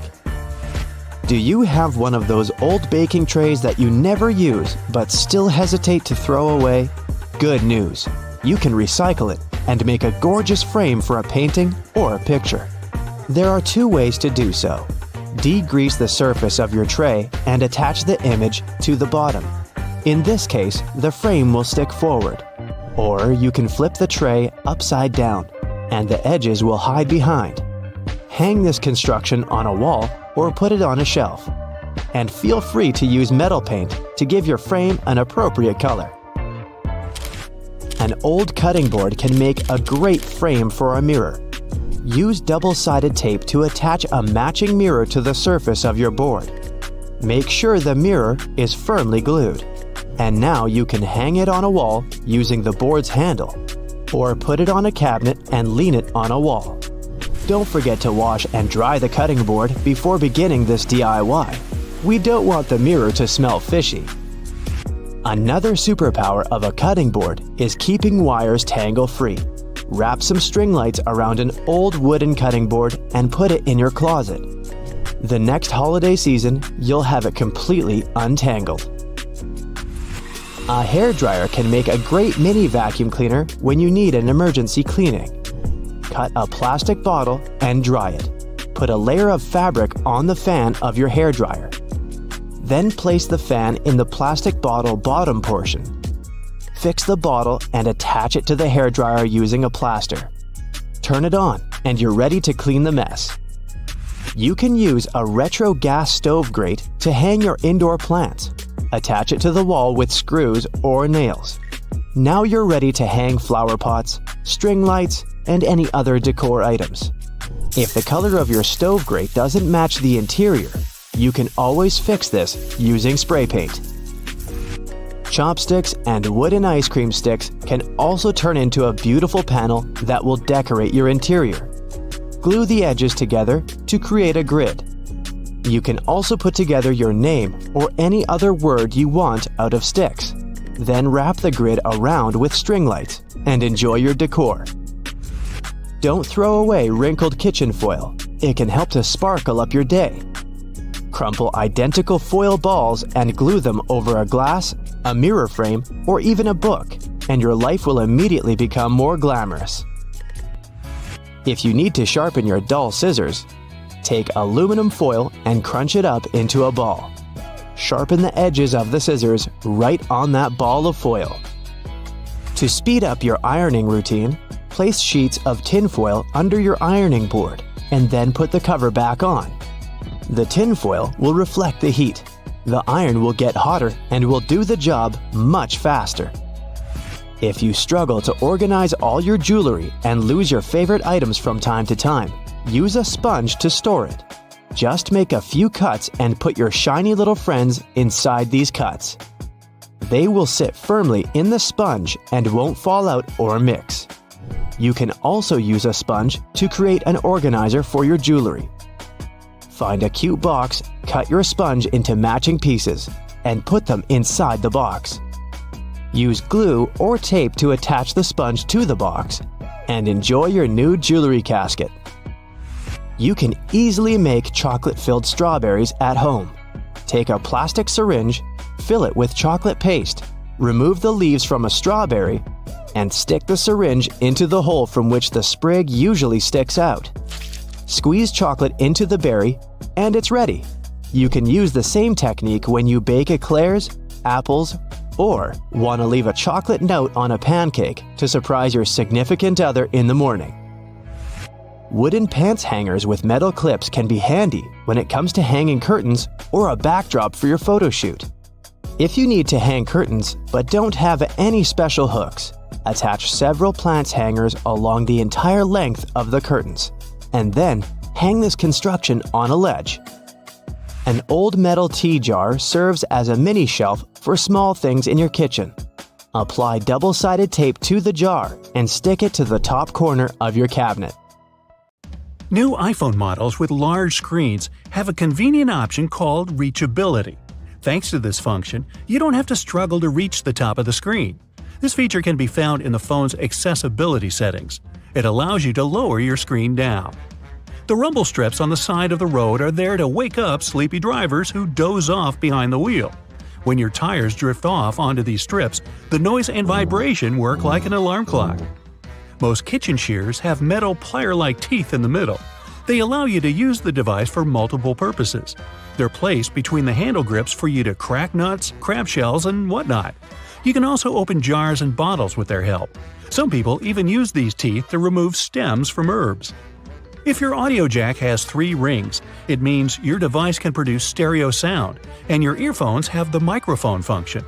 The black grating on a microwave oven door is called a Faraday shield. It stops microwaves from getting away. If they do, your food won't cook properly. The digits on an egg can tell you a lot about the product. In many countries, there's a special labeling system. The first number indicates the method of production. The following 2-letter code stands for the country where the egg was produced. And then you can find a registration number. It indicates the laying hen establishment. The first number in this code can vary from 0 to 3. 0 means it's an organic egg. 1, it's a free-range egg, which means it was produced by a hen that was allowed to wander around outdoors. 2 stands for an egg produced in a deep litter indoor housing. 3, you're about to buy a cage farming egg. A black band that runs along the edges of your windshield is called the frit. It's a baked-in ceramic paint that starts as solid black bands near the edge of the windshield. Then it dissolves into smaller dots. The frit makes the glass rougher, and the adhesive sticks to it better. The frit protects the urethane sealant. It's the substance that fixes the glass to the frame. It also prevents the sun's ultraviolet rays from melting the adhesive. As for the black dots, they help distribute the temperature in the car more evenly. They're aesthetically pleasing, too. Without them, the contrast between the glass and the dark band would be too obvious. If you see a pair of jeans with an extra loop, those are special jeans for cyclists. They're likely to belong to the commuter clothing line, and the loop's main purpose is to hold your bike lock. Many zipper sliders have outer rings, especially if such sliders are supposed to be used together. These rings are added so that you can connect the sliders with a lock and keep pickpockets away. Keyboards come with little legs. They were designed for you to be able to tilt your keyboard. This way you can actually see which keys you're hitting. At the same time, a flat keyboard doesn't make your wrists so tired, and people who can type without looking at the keyboard don't need those legs whatsoever. An olive spoon is usually made of stainless steel and has a small hole cut in its bowl-shaped head.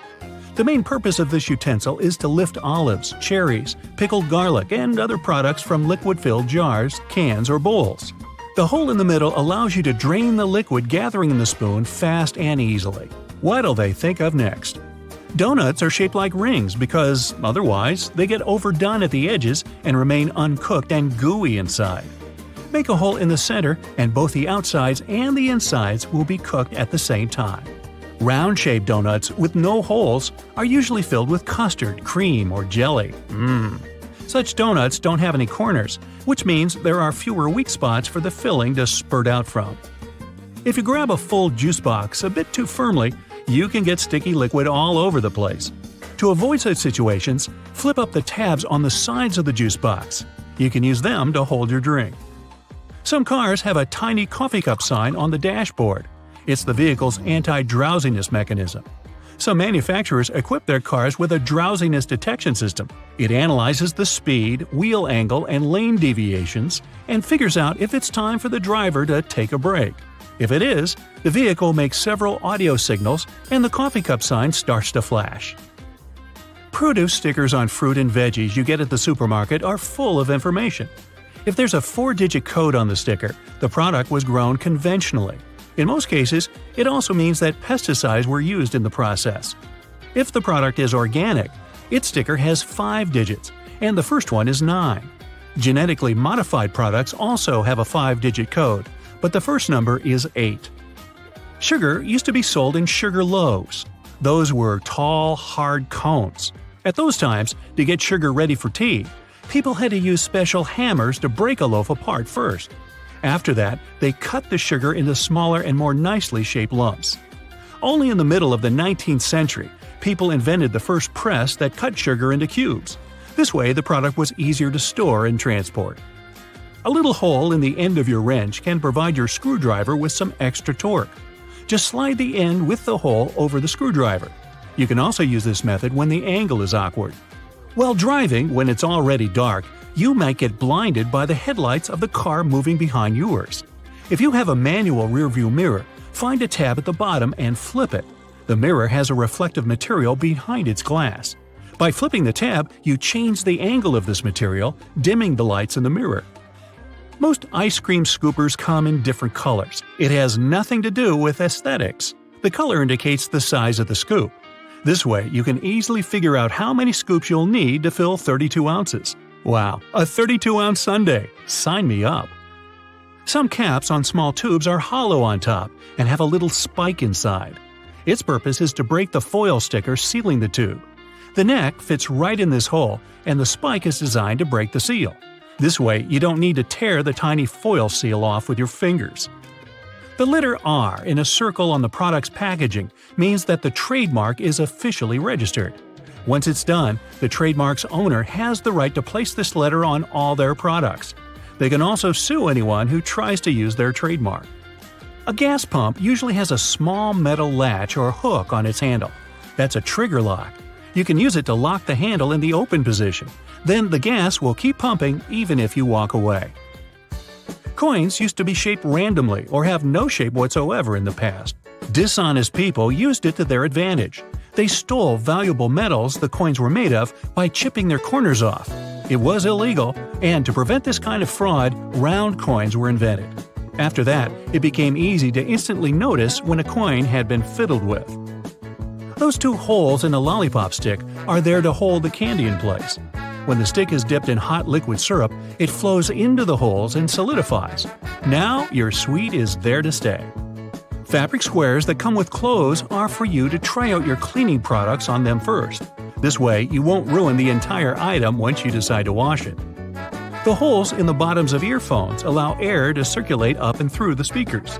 It helps to increase low frequencies, making the bass sound deeper. The sound quality also becomes much better. Don't I sound better? Thank you. You can adjust your stapler so that it staples documents together only temporarily. It's done by rotating the crimp area. Most staplers have two options for stapling. One is standard, but the other side bends staples away from the center. Later, when you don't need them anymore, you can easily remove them by hand.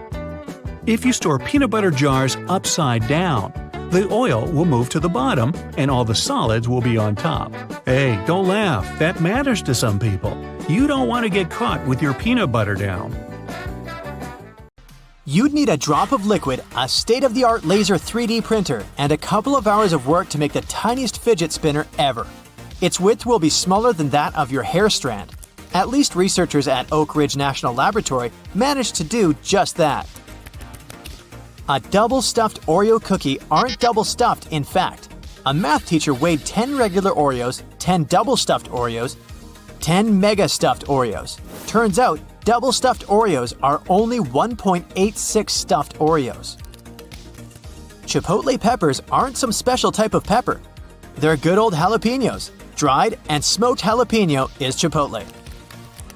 In its gaseous form, oxygen is colorless and doesn't have any odor.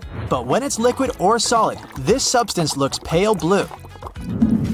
After being caught by a black hole, a star gets ripped apart by its enormous gravitational forces. Some parts of the star's remains hurtle into the black hole. The rest, in the form of a huge jet of plasma, is ejected with such force that it travels hundreds of light years away. Not so long ago, scientists decided the dino's family tree had to be redrawn for the first time in 130 years. Apparently, two species of dinosaurs had to be grouped together from the very beginning. Those were the lizard-hipped meat-eaters like T-Rex and bird-hipped vegetarians such as the Stegosaurus. A camel can drink up to 30 gallons of water in a bit more than 10 minutes.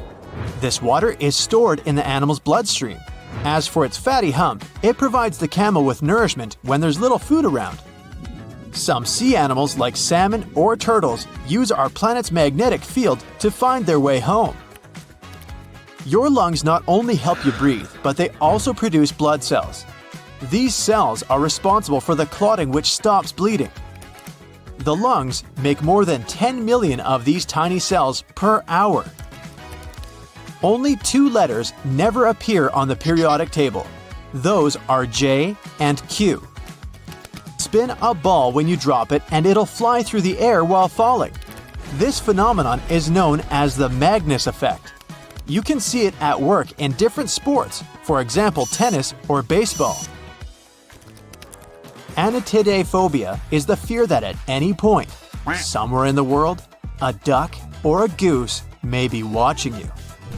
The person isn't necessarily afraid that the duck or goose will get close to them or even touch them. They just don't like the feeling of being watched. It was first described in a comic strip to show you how anyone can be afraid of anything. Anything can be a phobia. A duck just watching my every move would certainly give me the heebie-jeebies. I might just quack up. Your favorite fruit candies may be shining because they're covered with carnauba wax.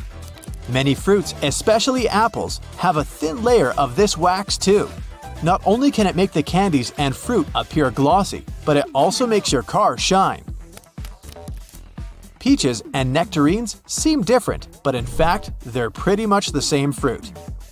If the fluffiness gene is dominant, we get peaches. If not, we get smooth nectarines.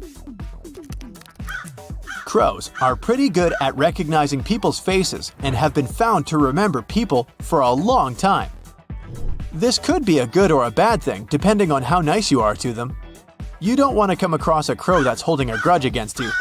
You probably can't tell which crow is which very easily, so it might be better to play it safe and just give them a little wave. In the city of Yoro in Central America, they have an annual event known as the Rain of Fish. Not that the locals get a choice for it anyways. Every year in May or June, a torrential rainstorm rolls through the town, leaving a mass of fish flopping around in the streets. The phenomenon is believed to be caused by waterspouts or water tornadoes, which drop the fish far from their home. Seafood delivery for free? Yes, please. A single strand of spaghetti onto your fork has a name. It's called a spaghetto. In the Italian language, an I at the end of a word means that it's plural, while an O is singular.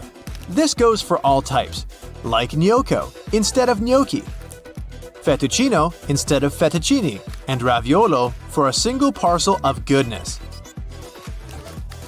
Water can freeze and boil at the same time. This is called the triple point. That's when a substance can be solid, liquid, and gaseous at the same time. But there's only one pressure temperature that can make it possible. We're used to ranch dressing being white, but in reality, producers usually add titanium dioxide to make it as white as your sunscreen. Oh, sunscreen producers add some titanium dioxide to their products too. Same with Caesar and blue cheese dressings. Our moon used to have an atmosphere. Several volcanic eruptions happened on Earth's natural satellite around 4 billion years ago. They released immense volumes of gas, trillions of tons. It was so much that the gas didn't have enough time to escape into space. That's how an atmosphere was formed. Cold water heats up faster than hot. The speed of this process depends on the temperature difference between the liquid and its surroundings. That's why cold water needs less time to absorb heat, but it doesn't mean it'll boil faster than hot water. Zealandia is a drowned continent in the Pacific Ocean. It's often described as a continental fragment or a microcontinent. Its area is almost 2 million square miles, about half as big as the US. It went underwater about 23 million years ago. New Zealand is Zealandia's largest part that remains above sea level. People are still evolving.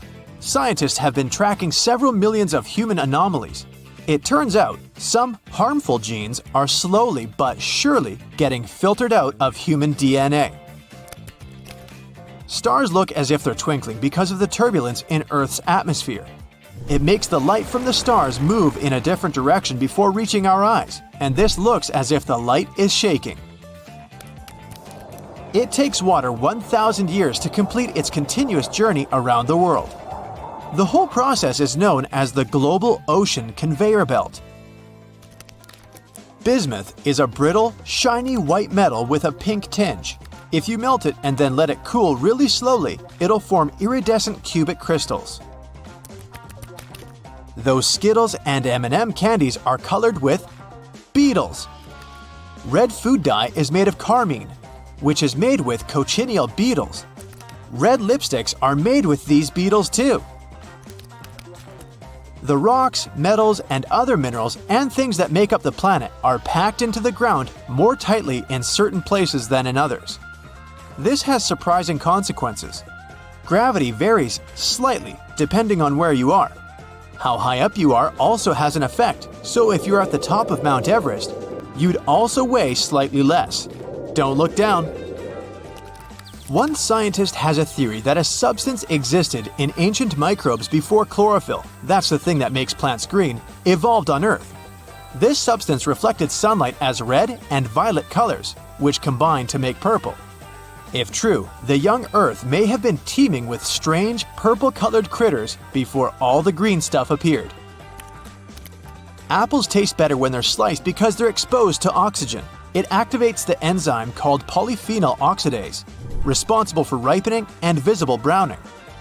The same thing happens when you hit an apple. The oxygen enters the apple through tiny cracks and it starts to ripen. Are you into white chocolate? Well, it's actually not even close to real chocolate. It's basically a mixture of sugar, milk, vanilla, and cocoa butter.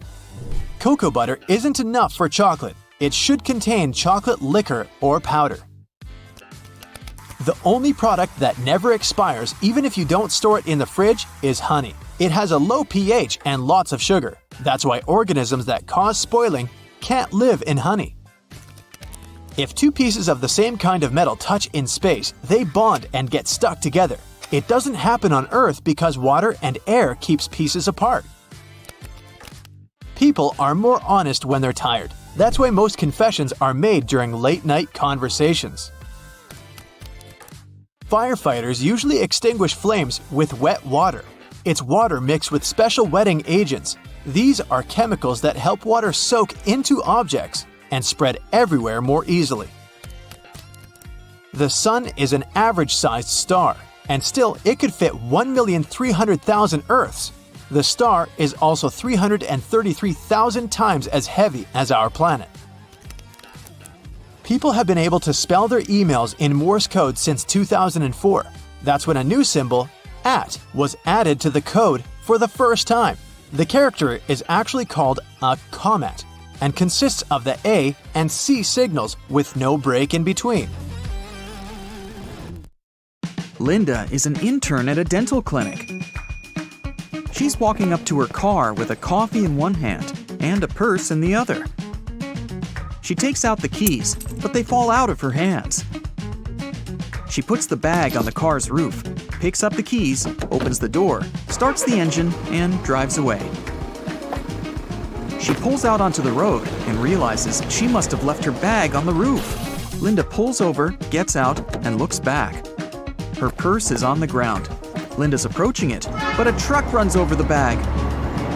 Her cosmetics, a cell phone, a book, and everything else is flattened and broken. Linda gets out a smashed curved tube of toothpaste.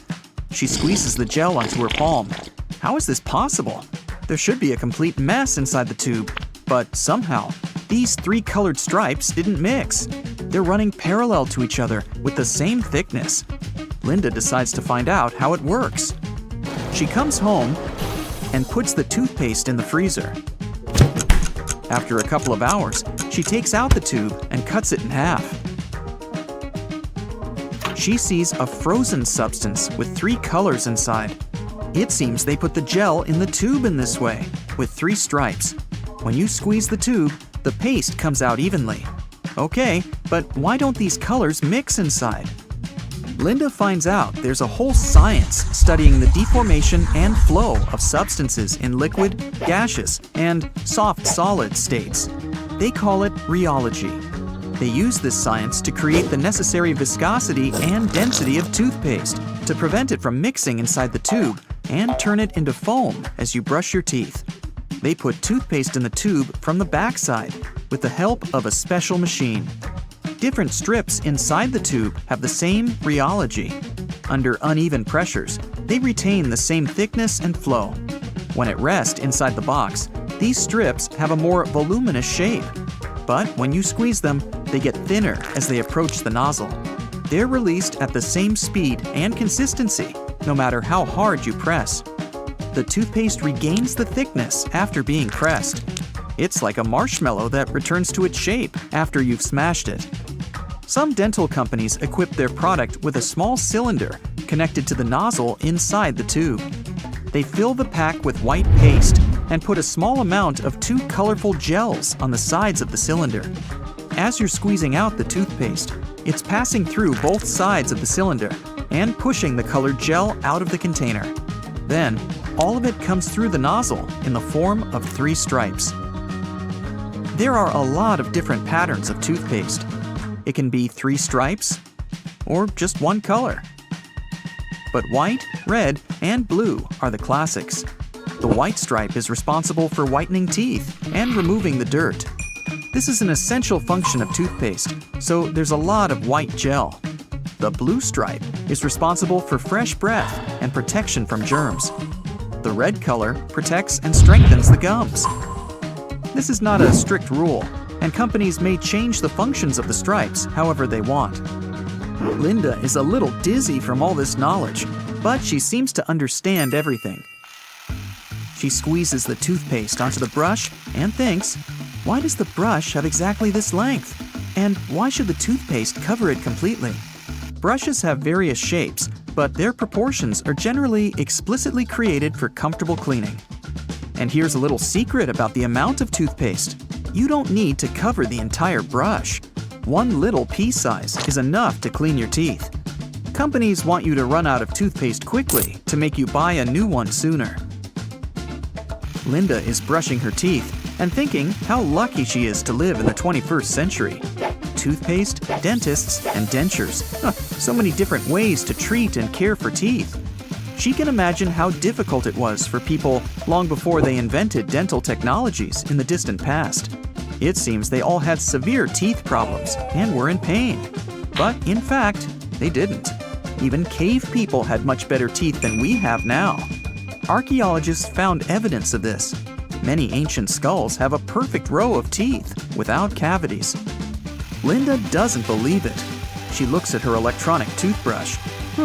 Those ancient civilizations must have had some secret technologies that we don't know about. But there were no dental technologies. To understand how they managed to keep their teeth so healthy, you first need to understand what a tooth is. On the inside, it consists of dentin, a flexible but durable substance. The outer part is covered with the most solid material in the human body, enamel. It's made of calcium and covers each tooth. And it's not just a strong shield. Enamel consists of hundreds of thousands of thin fibers called prisms.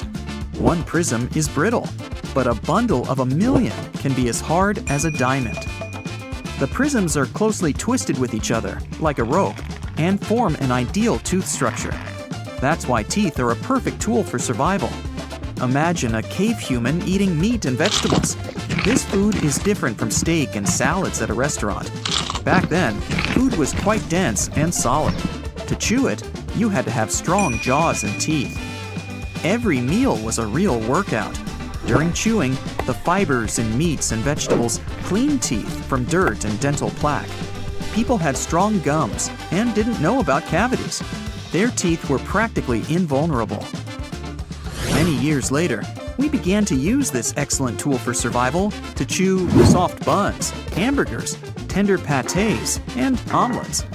Teeth no longer received the load they were created for. That's why they've become weak. Humanity is faced with a diet that has never existed in the entire history of our planet. Too little time had passed from the moment when people were chewing on mammoths to the instant they started ordering tender meatballs at a restaurant. In simple words, softness has taken over the strongest material in the human body. Yeah, the teeth became weaker, but then another serious problem arose: sugar. Cavities appeared when they first brought sugar to Europe. This delicacy instantly became popular. They added it to food and just ate it in cubes like candies. Sugar was considered a prestigious and expensive thing. Of course, no one knew that this product would cause tooth decay. When this problem appeared, people started to create new dental technologies. There are other destroyers besides sugar. Your mouth contains a lot of bacteria. Most of them help digest food, get rid of bad microbes, and clean teeth from plaque. But there are also harmful germs that destroy teeth structure and form cavities. In the past, when food was more natural and rugged, these microbes were not dangerous for strong teeth. Today, we eat food rich in carbs, flavorings, various additives, and sugar. We help harmful bacteria multiply, making them stronger. Your lifestyle also affects dental health. In the past, people had to get food in the fields, forests, and mountains. They mostly lived an active lifestyle and burned a lot of calories. Nobody really works like that now. Training in the gym is much easier than trying to catch a mammoth. Lack of activity provides calories. Extra calories and germs create stomach problems. Gas and acids from the intestine enter the oral cavity and destroy the teeth as well. Now, just look at these guys for comparison.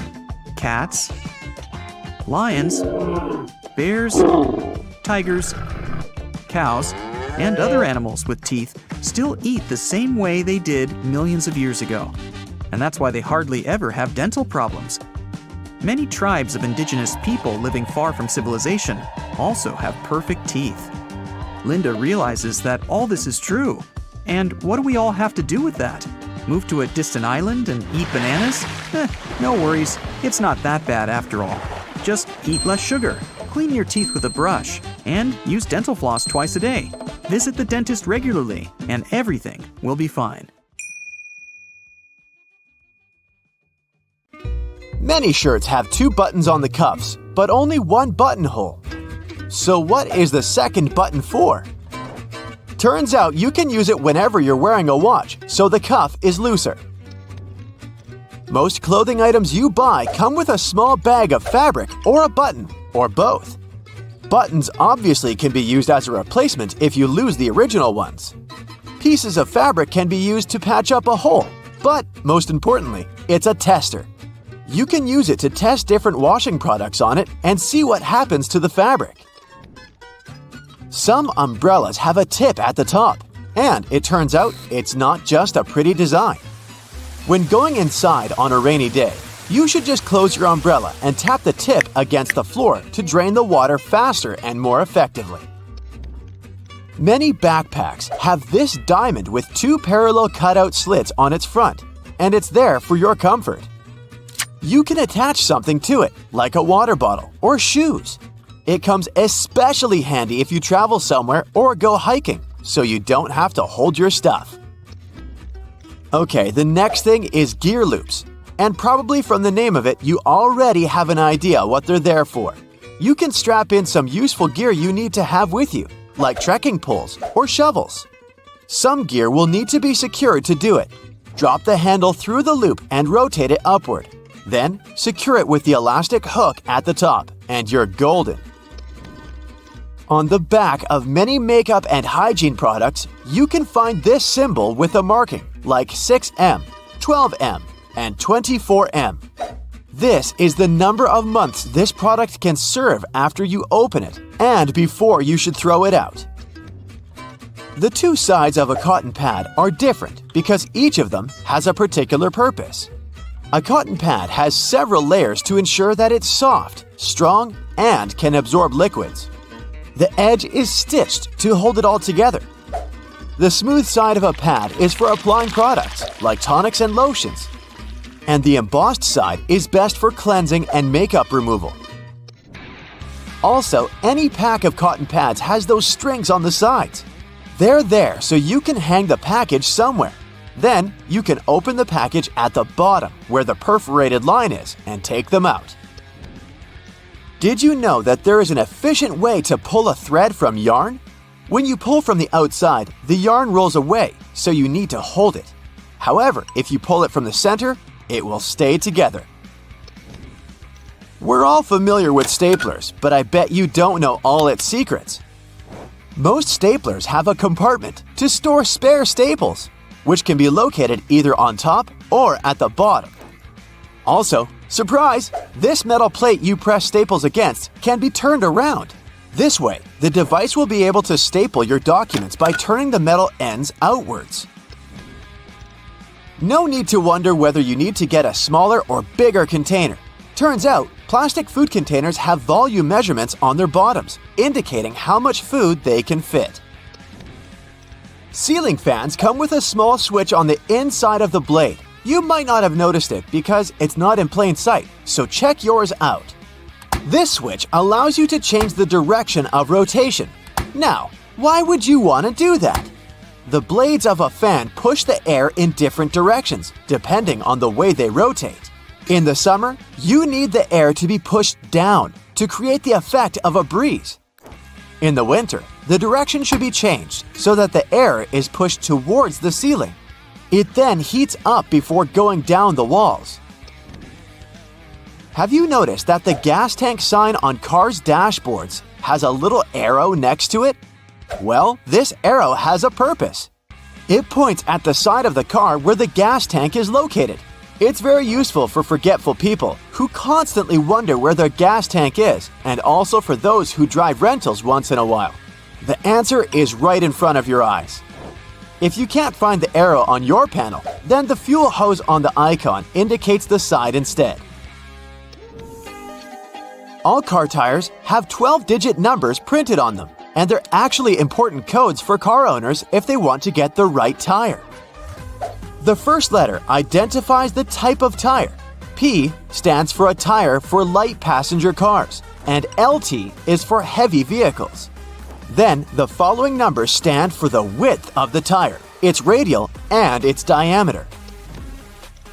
Measuring tapes have that metal stud on the end, which you can use to attach the tape to the surface you measure. This way, you don't need to hold it yourself. But there's also a small slot, which can be used to hang the tape on a nail. again to free your hands and keep measuring. The bottom of the end of the tape has a ridged edge. It will help you make a mark if you don't have a marking tool with you. On the tape, there are black diamonds that are placed every 19.2 inches. They're useful for construction workers when spacing engineering joists. They can also be useful for you if you want to hang something heavy, for example. The diamond will mark the exact center of a wooden joist. Those are placed 16 inches apart from one another. There, you can drill something to that center to make sure whatever you hang is safely attached to the joist instead of the unreliable thin wall. Pictures will survive, but it's particularly important if you're hanging something heavy. Did you know that batteries have an expiration date? Yes, it's printed right on their label, but I've never noticed it before. The expiration date doesn't mean you can't use it after that.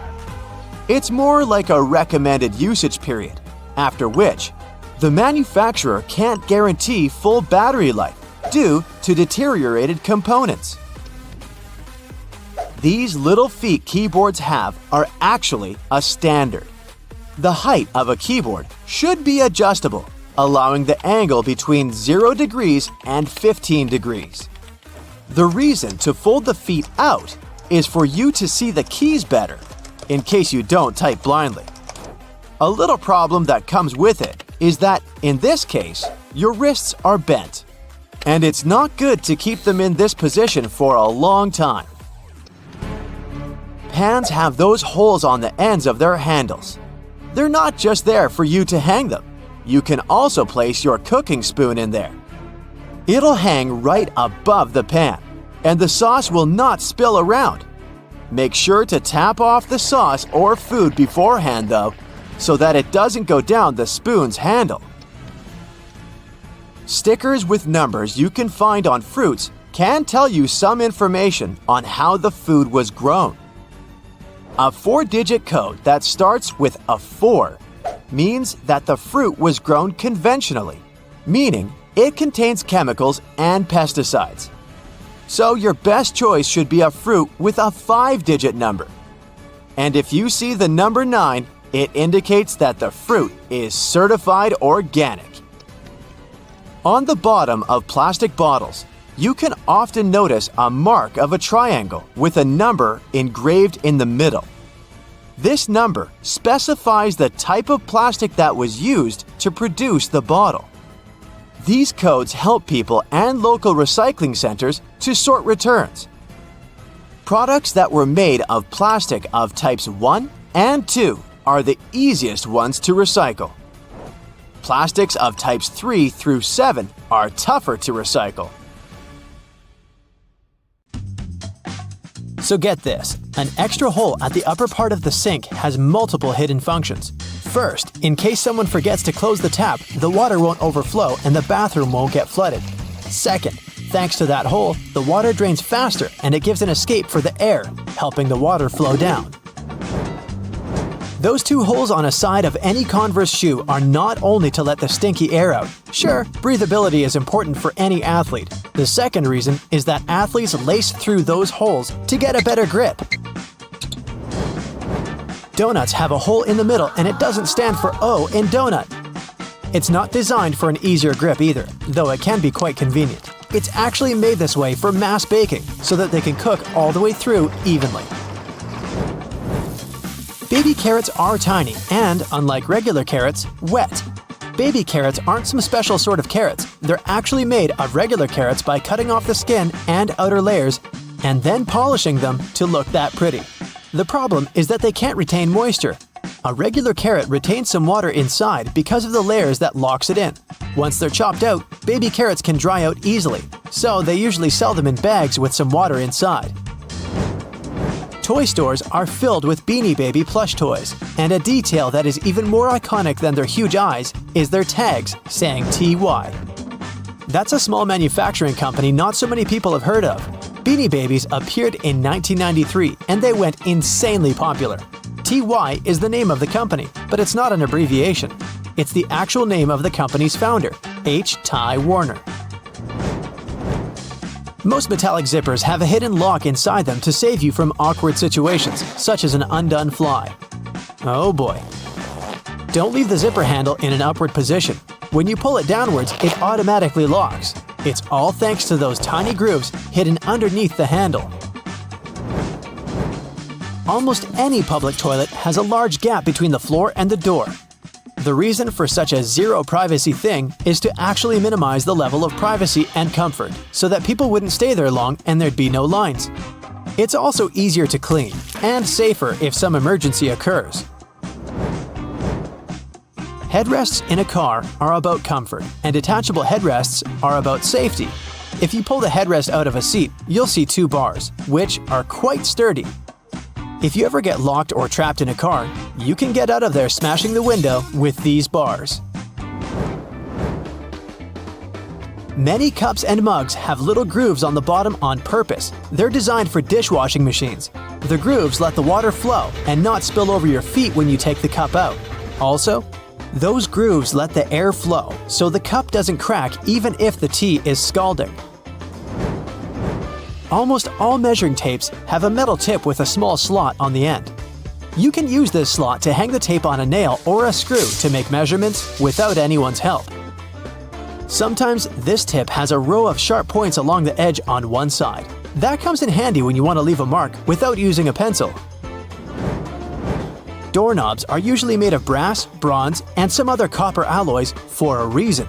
They have an antibacterial effect, so they stop microbes from spreading. They get rid of a range of harmful germs pretty fast, within a couple of hours. But don't forget to wash your hands anyway. Grocery carts have loops for a reason. You don't want to put your jacket in a cart next to potatoes and onions. Hang it on a loop. This little hook-like thing is there to help you better organize the space in your cart. The carts also have a super handy grid. Whenever the cart's full, you just need to lift the grid and attach the shopping basket for extra purchases, placing it in between the horizontal bar above the wheels and the hooks the grid has.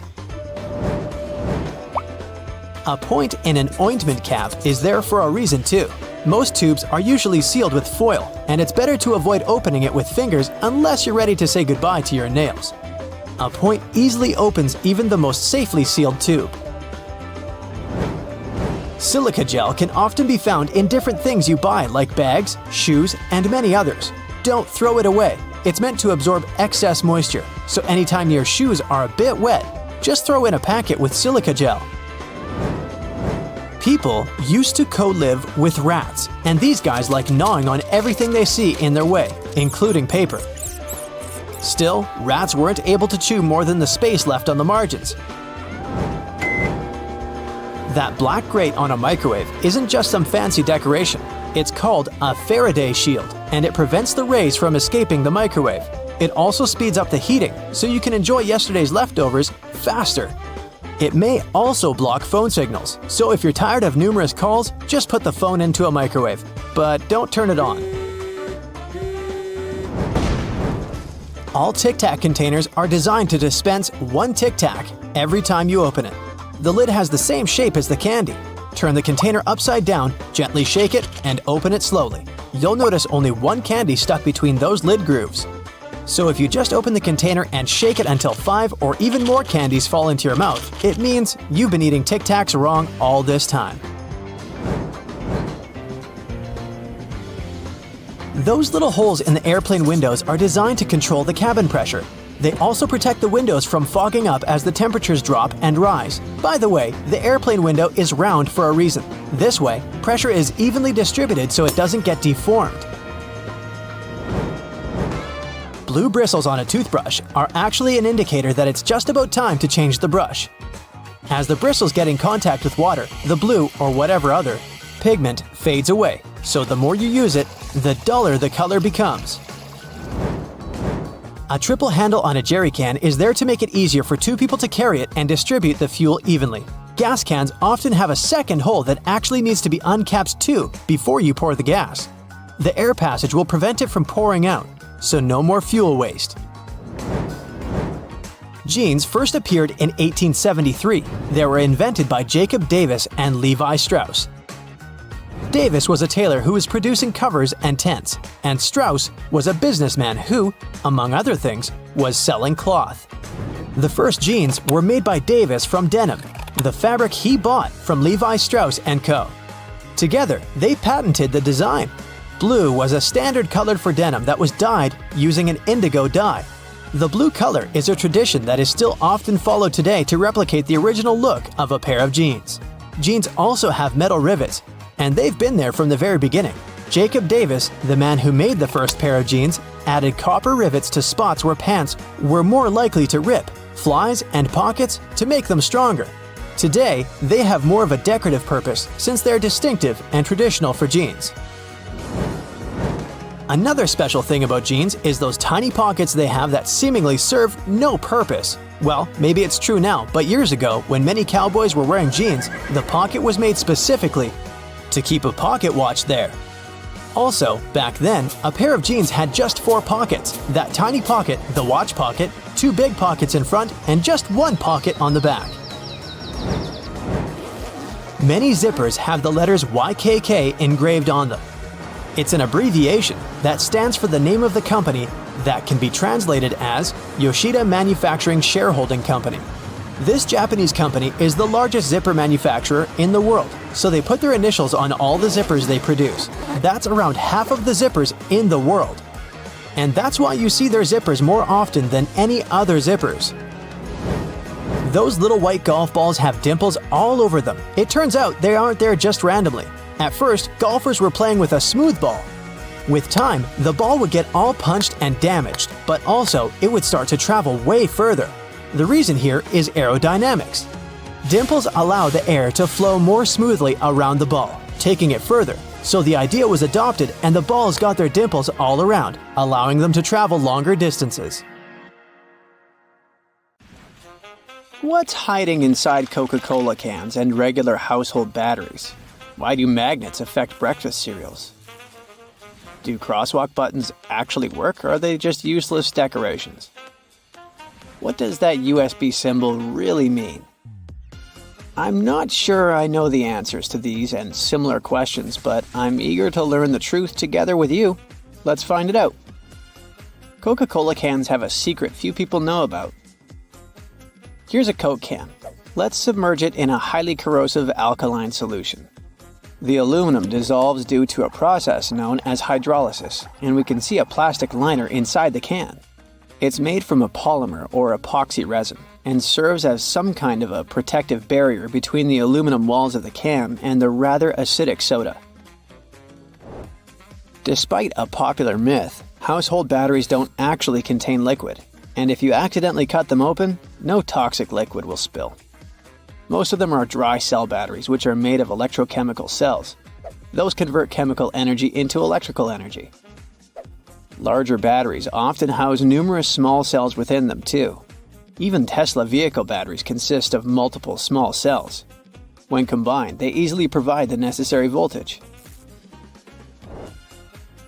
Most toothbrushes have differently colored bristles, but they aren't just pleasing to the eye. Those bristles, often blue, have a functional purpose. They're called toothbrush indicators, and their colors fade as you use the brush. The American Dental Association recommends changing your toothbrush at least 4 times a year. And by getting paler, these bristles help you figure out when it's time to replace your toothbrush. You'll probably agree that there's no better snack than a pack of chips. Some are flat, others have ridges. Is it just aesthetics? Not really. The main purpose of those lines on some kinds of chips is to help with the distribution of spices and seasonings. In other words, all those substances that make your chips taste like cheese are mostly stored inside the lines. Plus, the lines make chips crunchier. Now this one might be a surprise, but some breakfast cereals are magnetic. That's because they're often fortified with iron in the form of a fine powder. Due to the added iron, cereal flakes get attracted to magnets. All this may sound kinda alarming, but in reality, the iron content in the flakes is minimal and doesn't pose any threat to your health. That clear fluid in gel pens is called the ink follower or stopper fluid. The gel in such pens contains pigment particles dissolved in a polymer solution. The main task of the stopper fluid is to be a barrier to prevent the gel from evaporating or leaking out. Without this transparent fluid, your gel pen wouldn't function. The fluid always stays in one position and doesn't get dissolved with the gel. Neither does it move backwards or flow out of the pen. Many pedestrian crosswalk buttons, namely in New York, are placebo buttons. They do literally nothing when you press them. Originally, they were functional after being introduced in 1964, but today, most of them don't affect traffic lights, which are programmed based on the real needs of the traffic flow. Why do such buttons even exist then? It's a simple psychological trick, providing you with an illusion of control. You might have noticed that movie theater seats are almost always red. This choice isn't random, it has strategic importance, which is rooted in visual science. The thing is, red light has a longer wavelength. It means that it's the first color to disappear in low light. It allows the audience to concentrate better on the screen once the movie begins. Such a design choice enhances the viewing experience by minimizing distractions. Speed bumps are crucial for pedestrian safety, but at the same time, they can seriously increase car emissions due to the non-stop acceleration and deceleration they cause. To address this issue, some cities like London are testing fake speed bumps.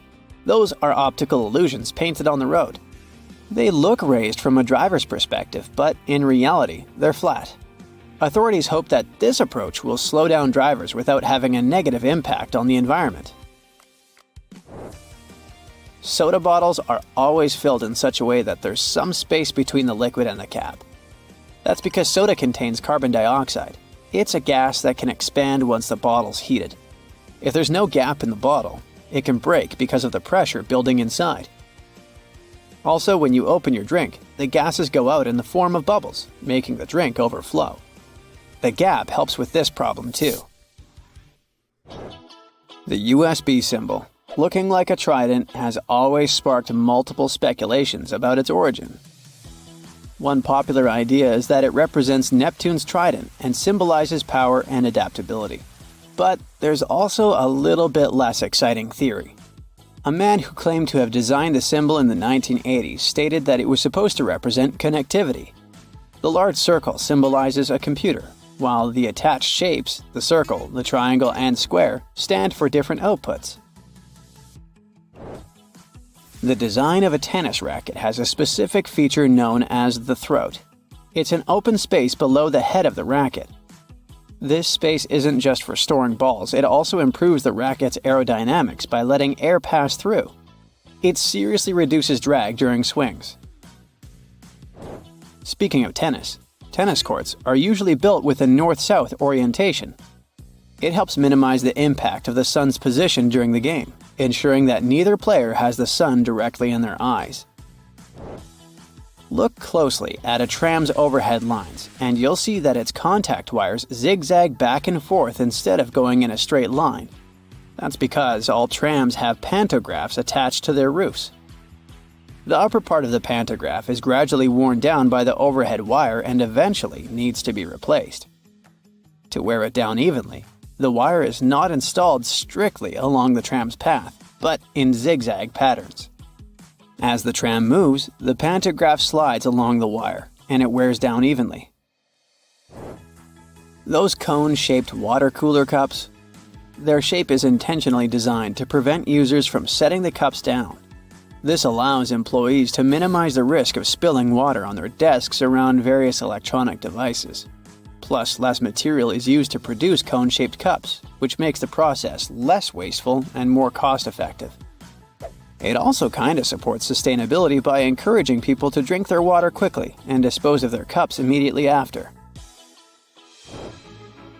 Most suitcases have 2 zipper pulls, and it serves several purposes.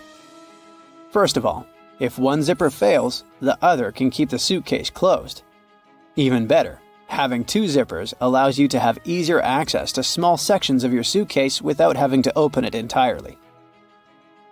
And finally, when you have 2 zippers, you can connect them with a padlock for increased security. Some plastic milk containers have dents on their sides. These dents serve several purposes. When milk spoils, it usually causes swelling and high-pressure buildup inside the container. That's when the dent pops out and doesn't let the jug blow up. Plus, if you decide to freeze the milk, it will expand like any other fluid. And then again, the indentation will pop out and prevent the container from breaking inside your freezer. If you ever had a problem figuring out why fake pockets exist, you need to hear this. The main reason is that if a clothing item has a specific cut or shape, pockets may spoil it. They can alter the item's shape either in the warehouse or already on the retail rack. The solution? Getting rid of the pockets in key areas. Plus, fake pockets are obviously cheaper, and they don't get stretched out. The thermos wasn't actually invented to keep your coffee warm. It was made by a Scottish scientist who wanted a safe place to keep his chemicals at a stable temperature. So, he took 2 bottles, put the smaller one inside the bigger bottle, and vacuumed out the air between them. Have you ever stopped to think about the thrilling secrets of day-to-day modern life on planet Earth? I'm talking about tiny windows in washing machines and little holes in airplane windows. If you haven't got a clue of what I'm talking about, tag along and allow yourself to be as surprised as I was when I found out. Remember the drawer at the bottom of your oven? Maybe you've been ignoring it all along or using it to store pots and pans. Well, even though it can serve this function, that's not the only thing it's there for. The best way to use the bottom drawer is to keep your meal heated while you're waiting to serve it. Genius, right? Talking about secret doors, have you noticed that most washing machines have little flap doors at the bottom too? These doors actually serve as drain traps. It's where all the items that we put to wash together with our jeans and jackets go to. It's a type of collector, let's say, of small items. It stops them from getting into the main drain pipes and clogging them. It saves us hundreds of dollars in repairs each month. Now, who hasn't gone through the confusing task of having to measure how much pasta to cook for one serving? Well, here's the solution: the holes in the center of pasta spoons. They were actually made for measuring the exact amount of dry pasta you need for one serving. If you try stuffing wet cooked pasta through it, well, good luck with that. On a similar topic, have you ever wondered why pen caps have holes in them? Maybe you thought it was a design feature to regulate air pressure. But in reality, these holes have a much simpler and more important function: to reduce the risk of choking. Now, lots of people love to bite on their caps, and this tiny hole prevents them from choking in case they accidentally swallow a cap and it gets stuck in their throat. For kitchen lovers, there's a hidden secret right in front of your eyes that can change your life. Think pans. Now think handles. Right, they have holes in them. As it turns out, these holes were designed to hold the spoon you're using for cooking. And instead of dripping sauce all over the stove or your kitchen floor, you can place the spoon in the hole and let it drip the sauce directly back into the pan. Woohoo! Speaking of everyday items, and I was, most doorknobs are made of brass because this material makes them naturally germ-free. Unlike plastic ones, brass doorknobs are kind of magical. They can disinfect themselves without you having to clean them. Neat, right? Have you ever noticed that at the bottom of a measuring tape there is a little dip? You can find it in that metallic part you need to pull on to measure something. Well, that dip is actually the exact size of a regular nail. It was designed for people to place the tape on top of a nail and use it as a support while they stretch the tape. Well, I can't wait to try it out for myself. As for the margins in your notebook, they were invented to protect people's notes from mice. No, the mice weren't copying your answers for the math quiz. Actually, there were times when people had to cohabitate with rats and mice that often chewed on paper.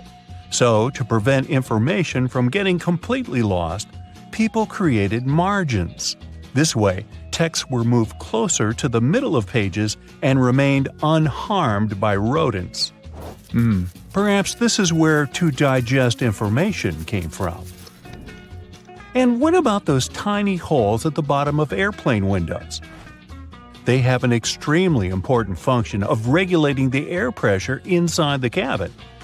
In other words, they help planes fly high up in the sky. Big responsibility, right? By the way, tray tables on an airplane are the germiest places inside the entire cabin. Studies showed that the trays had 8 times the amount of germs on the toilet flush button. Now, how about we cut a commercial airplane in half and see what's inside? Well, it would look more or less like this: rows of seats on top and everything else that needs to be stored at the bottom. I'm talking about passengers' luggage, emergency supplies, parts of the wing system, and so on. Moving on to bowling balls. Yes, I know it's a clumsy transition.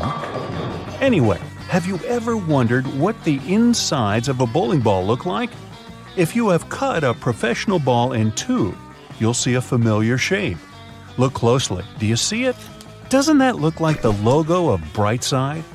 Anyway, professional bowling balls are different from the ones in your local bowling alley. That's because they're designed to make fancy moves. They actually have some really complex engineering inside. They're shaped to help skilled professionals get more strikes. The weight of professional bowling balls is designed to be projected inward as they travel down the bowling lane. This makes it harder for them to get into the gutters on the sides of the lane. Speaking of balls, let's take a look inside a baseball. To make it light and aerodynamic, producers use several different layers. Starting from the core, we have a cork center enveloped by black rubber. Then there's a layer of red rubber, followed by 2 or 3 alternating layers of wool yarn.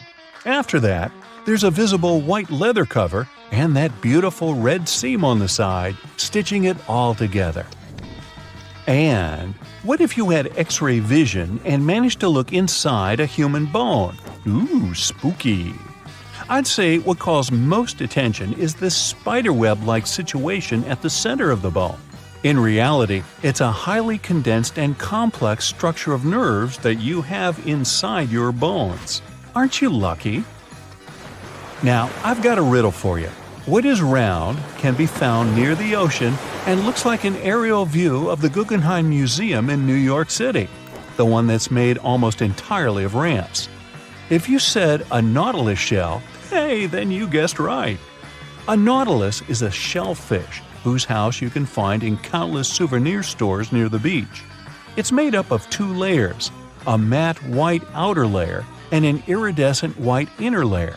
And if you were to cut it in half, it would look very similar to the insides of the Guggenheim Museum. Aloe leaves are good for healing purposes and also for hydration. But if you managed to look inside of an aloe leaf, the image you'd see would be satisfying and very relaxing. Who hasn't dreamed of a pool filled with jelly? Now, there seems to be nothing more mundane and regular than a tube of toothpaste. But you wouldn't think so if you cut open a tube that contains several colors. Now, there have been speculations that the insides of such a toothpaste tube might be divided by barriers so that the stripes don't mix. But if you cut it in half, you'll see that it has only one interior chamber. As it happens, there's a lot of science behind the making of striped toothpaste. According to a specialist, they have to ensure that the paste in all the stripes has the same physical properties. This way, the colors are naturally prevented from mixing with one another. That's why, if you tear a tube open, you'll see something that looks like several slices of pizza in different colors. If you open your closet, you're bound to find at least a few wooden hangers. Usually, they're made of cedar wood, which is a natural moth repellent. So, cedar hangers actually protect your clothes from moth infestation. For some people, more than others, eyeliner is an everyday must. Boy, isn't it. But did you know that back in ancient Egyptian times, both men and women used kohl eyeliners to protect their eyes from the sun's glare? Way to go for the Egyptians for figuring that out. Now, if I could just learn to walk like one. Normally, we use headrests for the purpose of, well, resting our heads, right? Well, not only. As it turns out, headrests can be easily removed from the seats and used to break car windows in case of emergencies. Now, this one is a trick very few people know about. You probably place your doormat horizontally, like most of us do. But doormats serve the purpose of absorbing dirt from the soles of your shoes before you enter your home. So, for this function to work as it's meant to, the best way to place a doormat is vertically. This way, you take more steps on the top of the doormat before entering your house. And last but not least, now I don't want to be accusatory here, but you have probably been vacuuming your house the wrong way, and I can prove it. Most people just vacuum floors and carpets in one direction or move the brush back and forth several times, thinking they've got all the dust out. But according to cleaning professionals, the best way to vacuum is in rows. First, you go forward with the brush until you arrive at the end of the row.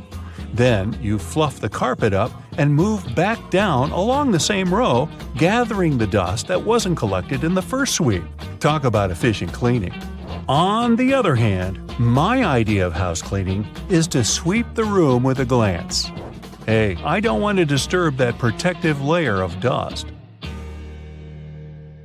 Ladies and gentlemen, please welcome our special guest today, the garbage bag. Canadian inventors created this irreplaceable household item about 70 years ago. Today, it comes in a huge variety of shapes, colors, and sizes. And if you think it can only serve one basic purpose, I have a big surprise for you. It can even prevent you from unwanted communication, but more on that later. What if I told you that you've been using your garbage bags wrong your entire life? If you take a closer look at it, you'll probably notice that the seam is inside out, and it's not by accident. In fact, you're not supposed to shake up the bag to open it. You gotta place the bag over a garbage can like a hat, and then just push the middle of the bag down to the can. No worries, you're not the only person who didn't know that. This eye-opening trick went viral online and got millions of views. Imagine that you need to dye your hair, paint walls, or mold a clay mug immediately, but you don't have a protective suit on hand. Here comes the good news. You can make one out of a plastic bag. It will take you less than a minute. Just find a bag wide enough to fit your torso. Cut one hole in the bottom of the bag for your head and make 2 holes for the arms on the sides. Voila! Feel free to make a hat from another plastic bag to protect your hair. When the job is done, you can wash this handmade suit and reuse it. Our next hack is for those who don't like to waste money. You can use a real plastic bag instead of a raincoat that looks like a plastic bag anyway. Just make a round cut for your face and you're ready to go. You can reuse it as many times as you want. You can use a plastic bottle to create a recycled bag dispenser. Take a large bottle. It can be either a bottle of soda or washing gel. What matters is its shape. It must be straight so you can easily store bags inside it. Wash the bottle, dry it, and cut off the bottleneck and bottom. Turn it upside down. There you go. Your bag dispenser is ready. You can use your imagination to paint and decorate your DIY project with stickers and lettering to your taste. When the design is ready, attach it to the back of the bottle and stick this holder to the wall in your kitchen or one of the cabinet doors. Imagine you've been planning a perfect hiking weekend for ages. But when you actually get there, it starts raining. Don't rush back home. Plastic bags will serve you well if you need to put your clothes or equipment on wet grass. Also, you can make an emergency sleeping bag cover using a large garbage bag. After the rain, it will serve as a nice mattress to lay under your sleeping bag to protect it from moisture and provide an additional layer for a cozy nap. Just fill the bag with some soft leaves and straw that lie on the ground, and there you go. A large garbage bag can be your best friend when you're camping with friends somewhere in the wild. You can turn it into a temporary handmade shower, toilet, or even a dressing room out of it. Just hang it on the tree and no one will spy on you. If you went for a walk wearing a pair of your favorite shoes that get wet easily, here's an easy tip to keep your socks dry. Put plastic bags over your socks. Tuck the edges of the bags into your socks or trousers, and then put your shoes on. There's one obvious drawback though. Feet can slip inside the shoes, so be careful. These plastic socks are also handy when you're trying to put on tight jeans that usually make your feet stick inside them. Have you ever had your bag torn at the worst possible moment? A plastic bag with handles can become an emergency backpack. Just place your stuff inside the bag, put your hands through the handlers, and you're ready to go. A garbage bag is also a good material for book covers. You can reuse multicolored bags to create a unique pattern for your favorites. You're moving to a new house and packing all your belongings. Suddenly, you run out of boxes. Sounds familiar? No problem. Grab a package of large garbage bags and pack the remaining stuff. Unlike boxes, this packaging will protect your property from rain or snow. Garbage bags are especially good for packing blankets, pillows, and stuffed toys. If you need to make a vacuum packing for your clothes or stuffed toys, simply put your belongings in a trash bag, place a tube from your vacuum cleaner inside the bag, and then turn it on. The vacuum cleaner will remove all your excess hair from the bag, and you'll save space in your suitcase or basement. Someone really special has invited you home to cook a romantic dinner together. Finally, you want to show all your extraordinary cooking skills, but your special someone doesn't have an apron, and you don't want to mess up your new outfit. No worries. Make an emergency apron using a large garbage bag. It will surprise that special someone even more. Speaking of stylish outfits, are you familiar with the term garbage bag dress? Celebrities and famous fashion brands shock the audience with outfits looking like trash bags from time to time. Some of them actually make outfits using garbage bags like fabric. It's a popular option for young artists who can't afford to buy and use expensive fabrics. Garbage bags are very flexible, so they are a useful material for making patterns for future outfits. When it comes to garbage bags, the DIY project's possibilities are almost infinite. People use bags to make lampshades, clothes covers, small cosmetic bags, makeup organizers, recycled glasses, and whatnot. Some even weave baskets, bags, and floor rugs out of them. It's pretty easy to handcraft a rug. You need to cut several bags into equal strips and weave a long braid from these strips. Now twist this braid into a spiral and tie or glue each layer together. To secure this entire construction from breaking, you can screw your rug on a sewing machine from the middle to the edges, as if you're drawing a star. This plastic braid can also serve as emergency laces, a rope, or a handmade ribbon for decorating gifts and flowers. Filmmaking is another yield where garbage bags can be real stars. If you're shooting indoors and the sunlight is too sharp, you can put white garbage bags on all windows to diffuse the light or to set the white balance. Blacklight-proof garbage bags may serve you as a shading curtain to get rid of the sunlight in the room whatsoever. Feel free to use a white bag to create a diffuse light bulb. Inflate the bag like a balloon and put it next to a lamp, but make sure to use a LED light so it doesn't get too hot. Everyone knows that touching a plastic bag with a hot iron is a bad idea because it will melt. But this lets us create unique shapes from this colorful and affordable material. Want to make a unique designer vase? Take a bowl and cover it with paper tightly. Then wrap the matching strips of plastic bag around the bowl. Now place another layer of paper on the top and gently iron over the entire surface of the bowl. Voila! The plastic's melted and you got a new stylish and eco-friendly vase. Garbage bags can produce very cool sound effects. If you live in a desert where it never rains and need to recreate that relaxing sound, use a plastic bag. It's always better to speak up like an adult, but if that doesn't work for you, here's a quick fix. Next time some annoying person calls you, don't bother to make excuses why you can't talk right now. Just grab a garbage bag and rustle it into your phone speaker yelling, "Hello? Hello? I can't hear you!" Confession time. Have you ever used this trick? You open a bag of chips and find it half empty, or half full if you're an optimist. Frustrating, I know, but I figured it's not because the manufacturer wants to get more cash out of you. The extra air helps to protect your chips from any damage. If the bags were filled to the brim, you'd get chip dust instead of chips after their transportation. A raspberry-flavored ice pop is typically blue, not pink or red, which both would be more obvious color choices. Well, imagine you're making a pack of popsicles. You can pick green for apple flavor, pineapple or lemon is yellow. There's strawberry, so it should be red. Cherry, well, red again. Watermelon? Red. And now raspberry. Yeah, red. But 4 reds are definitely way too many, and people won't tell the difference between them easily. So, at first, both strawberry and cherry flavors were red, but of different shades. The watermelon one was pink. They made the raspberry ones of a deep dark red dye. Then, scientists proved that that dye might be dangerous, so it was banned. Blue was another free color option, but there's no blue fruit or berry except for blueberry. And it's not a very popular flavor, so manufacturers started to paint raspberry blue. Sometimes they call it blue raspberry, but it's just a lab thing that doesn't naturally exist.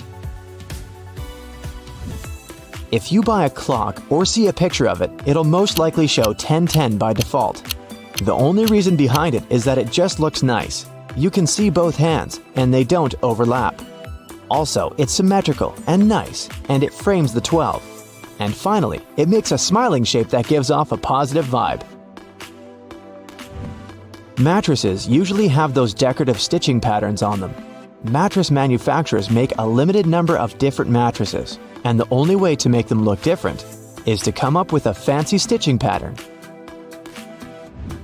Two mattresses of different companies might be the exact same quality, but cost differently. Most people will never know it and will decide that different patterns mean something in terms of quality. So, when shopping, don't mind the pattern at all. Cheese has holes. In most types, they're small, but they can also be huge. Cheese is made by adding bacteria to milk, and the holes are the result of it. Those bacteria consume lactic acid and release little gas bubbles. They're trapped in the cheese, and then they pop, forming those little holes. The size of holes depends on the production temperature and its acidity. Swiss cheese has extra large holes. It's made at a temperature of around 120 degrees Fahrenheit and incubated at 70 degrees Fahrenheit for 5 to 7 days. So the cheese is very soft and the bubbles grow especially big. All coins have ridges, but have you ever wondered why? At first, all coins were linked to a silver standard. The amount of silver used in a coin was proportionate to the value of the coin. So, a $1 coin had way more actual silver in it than, say, a quarter. The edges were made reeded for security reasons. Once, it was a coin element that made a coin harder to reciprocate. It also prevented another kind of fraud. People would shave off a bit of metal from the edges of coins. It would be just a little so that no one would notice the difference. But if you did it to many coins, you'd get enough precious metals to sell. Reeded edges made it impossible. If someone tried to shave them off, the ridge would become smooth, and it'd be obvious to anyone that a coin had been tampered with. Nickels and pennies didn't have them because they were made of inexpensive metals, so there was no sense in protecting them. Now, no one makes coins out of silver, but the ridges are still there. When the governments started to produce new coins, they didn't see a point in changing the coin-making equipment, and they just kept the reeded edges. If you ever played billiards, you must know that green table well. The game originated around the 14th century, 5 centuries before basketball. Back then, folks didn't have pool tables, of course. Instead, they were playing it outside on the green lawn.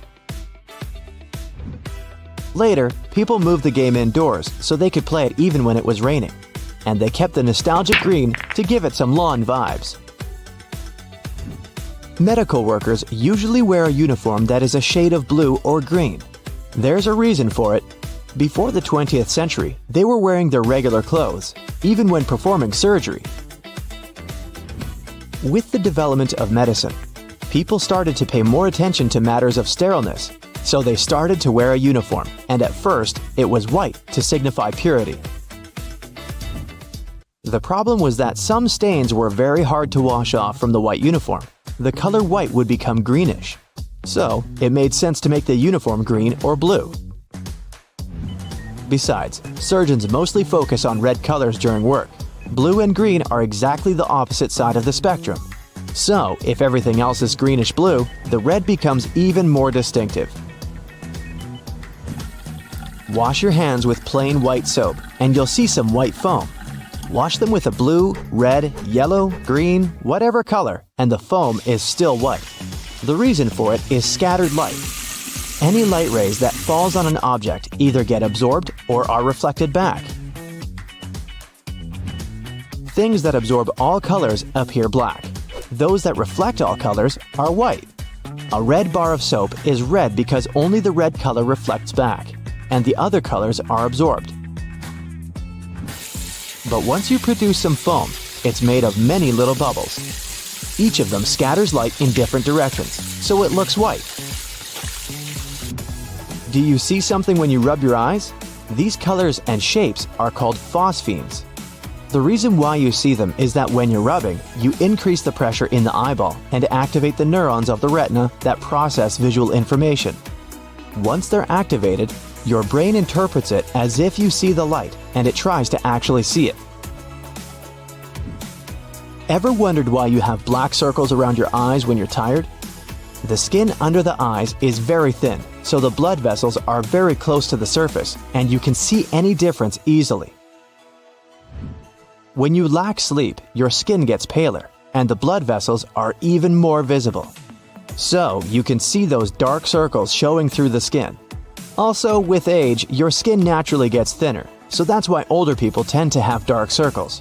But if you're young, try to get more sleep, and they'll be gone. You say Germany, the Spanish say Alemania, and the Germans say Deutschland, and it sounds like 3 different countries, but it's just one. If someone's name is Olivia, she will be more or less of Olivia everywhere. So why do countries have different names in different languages? Countries have existed for a long time. Back when people from different countries couldn't communicate and spoke different languages, they'd refer to some territory the way they referred to it, never agreeing with other countries, and the name stuck. A German tribe called Alemanni once lived in what's now Switzerland. So I guess that's why the Spanish started to call the land Alemania. Then the Germans were united and called themselves Deutschland. In English, the pronoun I is always capitalized. Even the linguists don't know for sure why it's so. At least yet. I comes from the German ich. During the time it evolved from ish to ich and later to I. Some theorize that a little I appeared to be too insignificant in a sentence, standing on its own, so it started to be capitalized to be more distinctive. If you've ever seen a behind-the-scenes video, you might have noticed that they click that clapperboard before each scene. This clap helps a lot at the stage of editing. The film and the audio are recorded separately, and when they're synchronized, the clapperboard makes that brief clap at the very beginning of a shot scene. And it's easier to find where the scene starts to add the audio. Another reason is to give more details on the filmed piece. They add information about the scene and take number, the filming date, the camera angle, and other important stuff to the clapperboard that makes it easier to go through hundreds of video pieces later. There's a tricky anti-rodent disc to make sure no rat is aboard. Rats usually get on a boat via mooring chains, so this disc fits onto them, and no rodent can go on a voyage. Jewelry is often sold in small pouches. They actually have a hidden purpose. They help prevent tarnish. Most retailers assure that the ring or whatsoever was sold is safe and secure.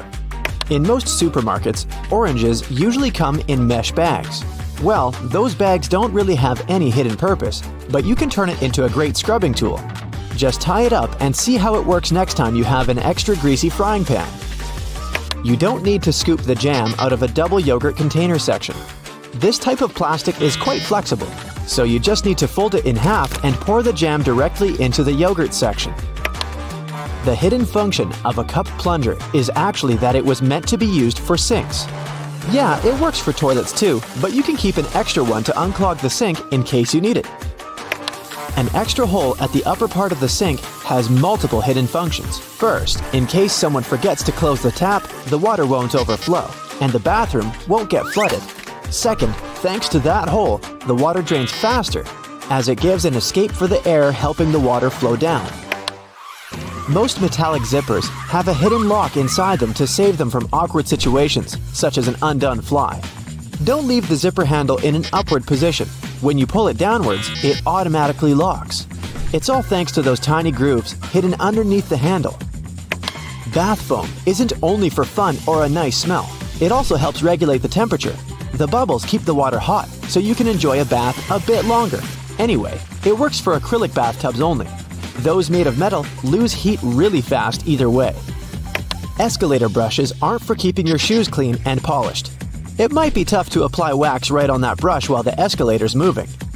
It's for our safety. Brushes won't let you come close to the edge, so a long coat or boot-cut jeans won't end up in between the steps. Originally, golf balls were smooth. They have a dimpled surface now because players noticed that overused balls with damages flew better than brand new ones. At some point, manufacturers started producing balls with dimples. If you take a box of aluminum foil, you'll see tabs you can press on the side. They keep the foil straight and prevent it from rolling. It's also easier to tear off some amount of foil thanks to those tabs. Jerry cans have 3 handles for a reason. It's a smart designer move, so when you carry it alone, you use only the central handle to distribute the weight evenly. But your friend wants to help you out. Each of you grabs the side handle. 2 flat prongs you can see on standard plugs used in North and Central America make sense. But how about those holes near the tips? Thanks to them, the outlet firmly grips the plug so that it won't loosen or fall out of the socket. It's sometimes irritating when you haven't used the entire stick of deodorant. There's a little bit more left, but it's hard to reach it.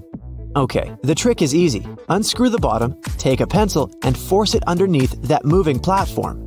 That way, you'll push what's left of the deodorant out. There's a number put on the side of many cosmetic products. It isn't picked randomly. It tells you how long your product will last after you've opened it. This is why it has an open jar for a graphic symbol. A lint roller is good at removing those tiny fibers, but you can also use it to clean other stuff. For example, when you want to remove the dirt from the utensil tray in your dishwasher, simply take your sticky lint roller and put it into each compartment, and all the crumbs, dirt, and leftovers are all gone. Kings depicted on playing cards are real historical characters. Spades, King David. Clubs, Alexander the Great. Hearts, Charles the Great. Diamonds, Julius Caesar. Rings used to be more than a stylish accessory. The nobility used rings as a seal. Archers wore rings to protect their fingers from bowstring injuries, while needlewomen from needle pricks. Detachable headrests in cars are all about safety. If you pull it out of a seat, you'll see 2 pretty sturdy bars. If you ever get locked or trapped in a car, you can get out of there smashing the window with these bars. A little arrow next to the refueling indicator on the car's dashboard indicates which side of the vehicle has fuel tank openings. It's useful when you need to refuel a rented car. You are probably using shampoo wrong all the time. Well, the main thing you should know is that you don't apply it directly on your hair. You gotta apply it onto the roots only. The foam that you make is enough to clean your hair. A button on the reverse side of a shirt collar is needed to hold a tie in place. Anyway, this button was designed for slim ties that are not that popular today, so this button is only an element of design. A cotton pads pack has those strings on it to hang it on some hook or holder. There's no need to untighten and tighten the pack again. Look at the bottom, it has a perforated line. Tear along it and just pull out a cotton pad from a hanging pack. It's a myth that the red side of the eraser is for pencil and the blue one is for ink. The blue gets rid of mistakes on thicker types of paper only. It works both for pencil and even ink, but make sure the paper is really thick. But that blue little thing can do so much more. It can polish your jewelry, clean your electronics. For example, the screen of your cell phone. You know those irritating sticker residues that won't peel off? Eraser helps there too. Same as with cleaning scuffed up suede or dirt you have on your walls. There's no need to tear one of its edges on stick sachets. The right way is to tear them down the middle.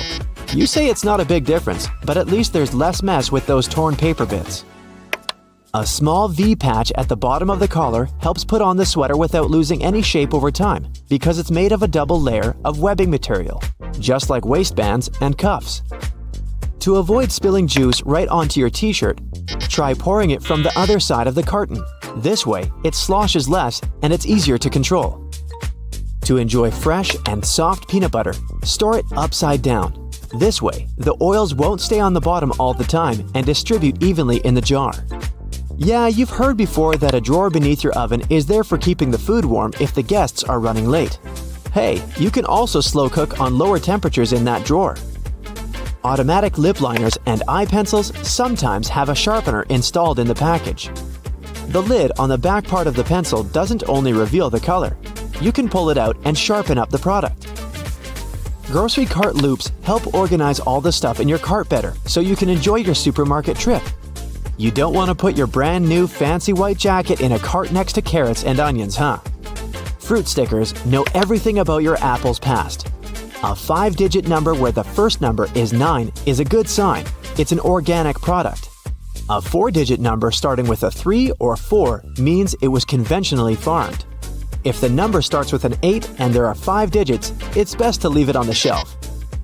Metal buttons on jeans, also known as rivets, help make the pockets more durable when miners would fill them with heavy tools.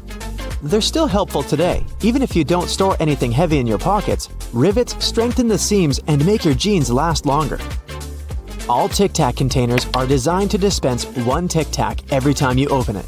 The lid has the same shape as the candy. Turn the container upside down, gently shake it, and slowly open it. You'll notice only 1 candy stuck between those lid grooves. So if you just open the container and shake it until 5 or even more candies fall into your mouth, it means you've been eating Tic Tacs wrong all this time. Crackers have holes in them to stop them cracking and breaking during baking. If the holes weren't there, steam would build up inside the cracker and make it collapse. Take a look at a soda bottle and you'll notice a disc inside the bottle cap. This helps seal in the liquid and the drink's fizz, stopping it from going flat. The long neck on your soda bottle is designed like that to encourage you to hold it there. That way, the heat from your hand will only warm that top bit of the bottle instead of heating up your whole drink. It's always hard to see your food in the microwave because of that pesky black grate on the window, but it's there to stop harmful microwaves from escaping. Called the Faraday Shield, it protects you as well as ensures that your food cooks properly. Food items like chips come with about 43% nitrogen inside their package. It might seem like they sell you half a bag of air, but it's exactly the opposite. Oxygen, the gas we breathe, would react with the chips inside the bag and make them go rancid quickly. It's called oxidizing for a reason. Nitrogen, on the other hand, is an inert gas that helps keep the foodstuffs fresh and also protects them from breaking during transportation. A bag of chips that has this gas cushion lets you enjoy your crunchies without them turning to potato crumbs. Donuts have holes in them so that the inside and outside cook evenly. Before the holes were added, the inside would often be greasy and doughy while the outside was crisp. Margins on paper aren't for writing in dates and numbering lists. They were originally added to serve a protective function. Back in the day, rats used to be a pesky problem in people's homes, and paper was one of their favorite snacks. Margins were added as a safeguard so that the rats would nibble on blank paper, rather than taking a bite out of your important work. That hole in your hollow lollipop stick isn't to prevent choking should it ever be swallowed. It's actually there to keep the candy in place. Excess candy flows into the hollow tube, and the hole, which when it hardens, keeps the pop in place. If it was a smooth stick, the candy would slide off easily. Vacuums come with so many attachments, but do any of us really know what that one with long bristles is for? It's for dusting and is perfect for cleaning framed art, blinds, and lampshades. What's the difference between a wooden hanger and a plastic one? Aside from helping keep your clothes in shape, cedar wood hangers also repel moths and bugs. Salt isn't just used for cooking. It can get rid of tough smells. Rubbing salt on your fingertips after chopping garlic should remove the smell. It also works on shoes. Toasters have a secret slide in the bottom that can be removed, so you can clean out all those annoying breadcrumbs. If you ever had problems with popping chocolates from the box, look at those little holes around them. They're there to help you. If you push a hole right next to the candy, it'll jump out easily. When you take a sip from a coffee cup with a lid, it decreases air pressure inside the cup, so air tries to get in. The tiny hole on the lid allows air to enter that way, so liquid can smoothly pour out the main hole. More on beverage lids. The small button on them let restaurant workers, and customers too, understand what's in a cup. Near each button, there's a name. Just look at which one is pushed down. The numbers on the fruit stickers tell you how exactly they were grown. If there are 4 digits and the first is 4 or 3, the fruit has been sprayed with pesticides. If there are 5 digits and the first is 9, the fruit has been grown organically. If there are 5 digits and the first is 8, the fruit has been genetically modified. When you're on your way back to the car after bagging up everything you bought, use loops on a shopping cart to hang the bags. Now, softer items like bread, eggs, fruit, and veggies won't get squashed by the heavier goods. If you don't have anyone to hold the other end of your tape measure when you try to measure something, tap a nail on it. Now, simply hook your tape on it using the tiny hole all tape measures have. The square-shaped spoon that goes with a McFlurry helps to mix the ice cream toppings through the dessert. The spoon hooks directly to a machine and spins around. Padlocks that are used outside quickly get out of order because of rain. See this little hole in the bottom? It's made for pouring engine oil inside. Do this and the key will again turn in the lock without any difficulty. You keep banging the bottom of a glass ketchup jar, but nothing's coming out. Here's a little tip. Turn your ketchup bottle at an angle and tap on the middle of the neck. In many fast food restaurants, customers fill tiny folded paper cups to get a portion of ketchup or mustard. Here's the news.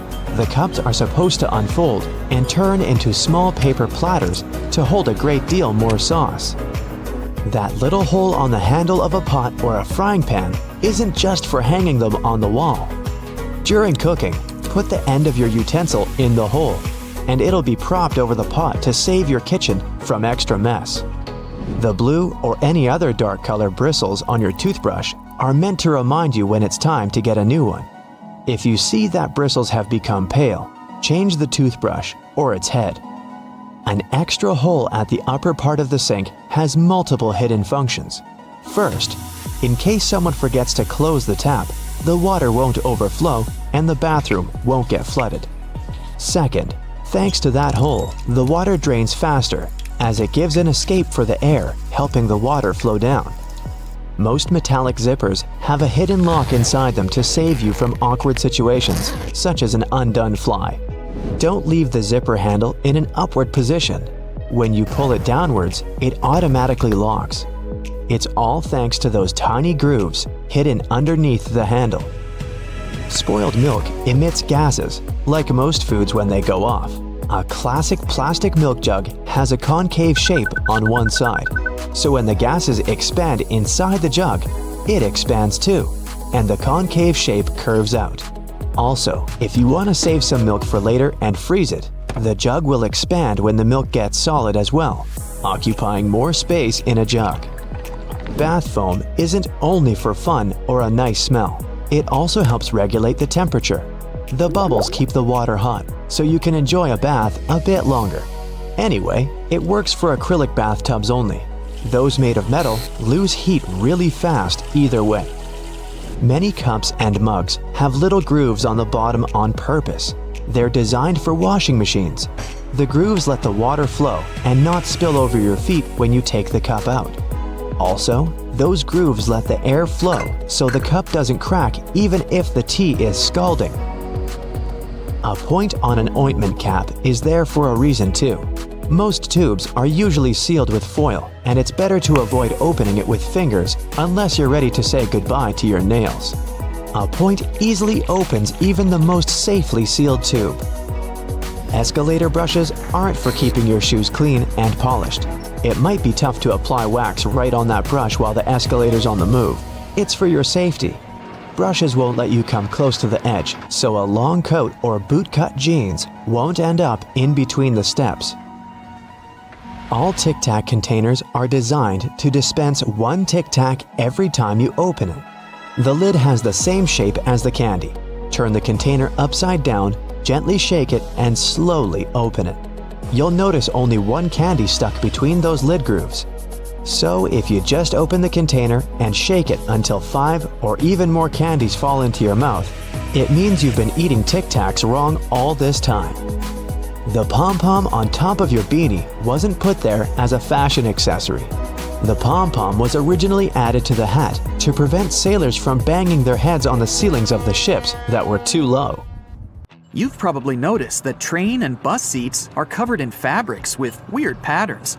Have any idea why? Well, they use these patterns to cover any germs and stains on the seats.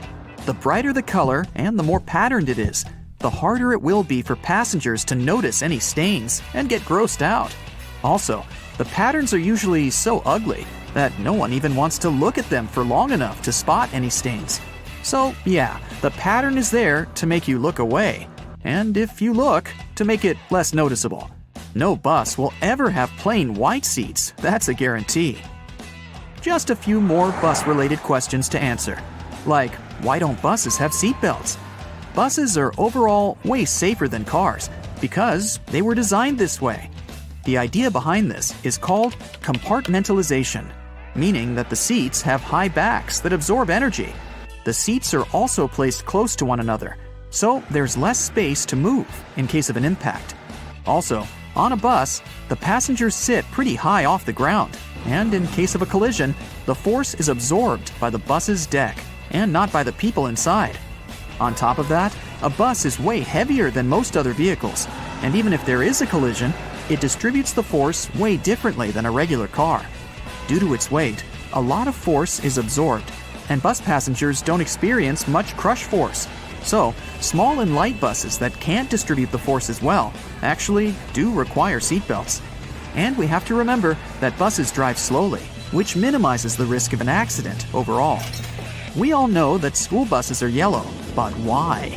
It's for visibility reasons. Yellow is one of the most easily recognized colors, and for a human eye, yellow is even more visible than, say, red. So, school buses are yellow to make them more distinctive. Also, yellow is visible in the dark, in fog, and on a rainy day. Actually, the color of the bus isn't really a true yellow. It also has a hint of orange. This shade even has an official name, National School Bus Glossy Yellow. By the way, taxicabs are yellow for the same reason, to be more visible in any weather conditions. Also, buses have huge steering wheels, and I finally learned why. Buses are bigger than regular cars, and they're also way heavier, so it's harder to turn a bus around, and way more strength is required to do so than when you drive a car. A bigger steering wheel that has a bigger radius allows the driver to turn the vehicle more easily, and it requires less force than if the wheel were smaller. Trucks have big steering wheels for the same reason. But have you seen those stuffed toys that some trucks have attached in front of them? Turns out, it's just a way for truck drivers to customize their vehicles. It's like a mascot that speaks about the truck or the driver. It's also a way to communicate to the world that the truck driver isn't all scary and tough, but a soft and harmless person that you shouldn't be afraid of. At least, that's how some truck drivers explain it. In Asia, there's also a belief that road accidents are caused by ghosts, and hanging toys are a way to distract the ghosts from causing harm to the truck. Ever been on a road trip? If you're not the driver, all you have to do is just sit in one place and do basically nothing for hours. Doesn't sound like a hard task, but some people find it terribly exhausting. And because of this, they resent road trips. Why do they get so tired? Well, sitting in a car isn't like sitting in a chair. The brain doesn't relax. Instead, it controls everything that's going on, accounting for movements and making sure that you maintain the right posture. Your brain is constantly working, exchanging bits of information with your muscles, so your body is working. Some people get tired because of this. If you aren't doing much, it doesn't mean that your body isn't doing much. Train rides are way more tolerable because trains don't stop or change speeds as often as cars do, so the body is more relaxed, and train trips are way more tolerable for people who aren't fans of road trips. Another mystery is why it's way harder to stand still in the same spot for 30 minutes in comparison to, for example, walking for 30 minutes. Again, it sounds like you're not doing anything when you're standing, so why is it so tiring? Well, standing is a pretty hard task for your body. When standing, the muscles in your legs work very hard to support the mass of your whole body. If you're standing, there are not many muscles working, and only a few of them have to do all the work. When walking, there are more muscles working at the same time, so it's easier. Also, when standing, both of your legs are working without stopping. But when walking, each of them gets a tiny break each time you step using the other leg. Why is it that the same book can have different covers? There are several reasons for this. First, the cover may vary because of the target audience. An edition of a book that is being marketed to older people is usually different from the edition aimed at younger people, with the one for younger people usually being brighter and cuter. The cover can also depend on the country the book is being sold in, trying to attract as many buyers as possible based on the tastes of the population. Next, books vary from edition to edition. At first, a book is printed in hardcover in small quantities to see how it'll do on the market. If the book is a relative success, there is another edition printed, often in trade paperback. The design of the cover is usually updated with every edition. Also, if a book has a movie based on it, there is usually another edition that follows. This edition will take advantage of the movie and use a movie scene as the cover, making it recognizable for people who saw and liked the movie, and encouraging them to buy a copy of the book. Most books are printed on yellowish paper, and few have plain white pages. But why is that? Unless it's a mass-market paperback edition with paper that's the same quality as a newspaper, meaning bad. It's done with good quality paper. Don't let the yellow hue confuse you. It's usually called cream, and it's a preference for any book because it's less tiring on the reader's eyes. The plain white paper is bleached, and it reflects a lot of light, so it can be exhausting to read for a long time. So, that yellowish paper is the best paper, and publishers regularly use it.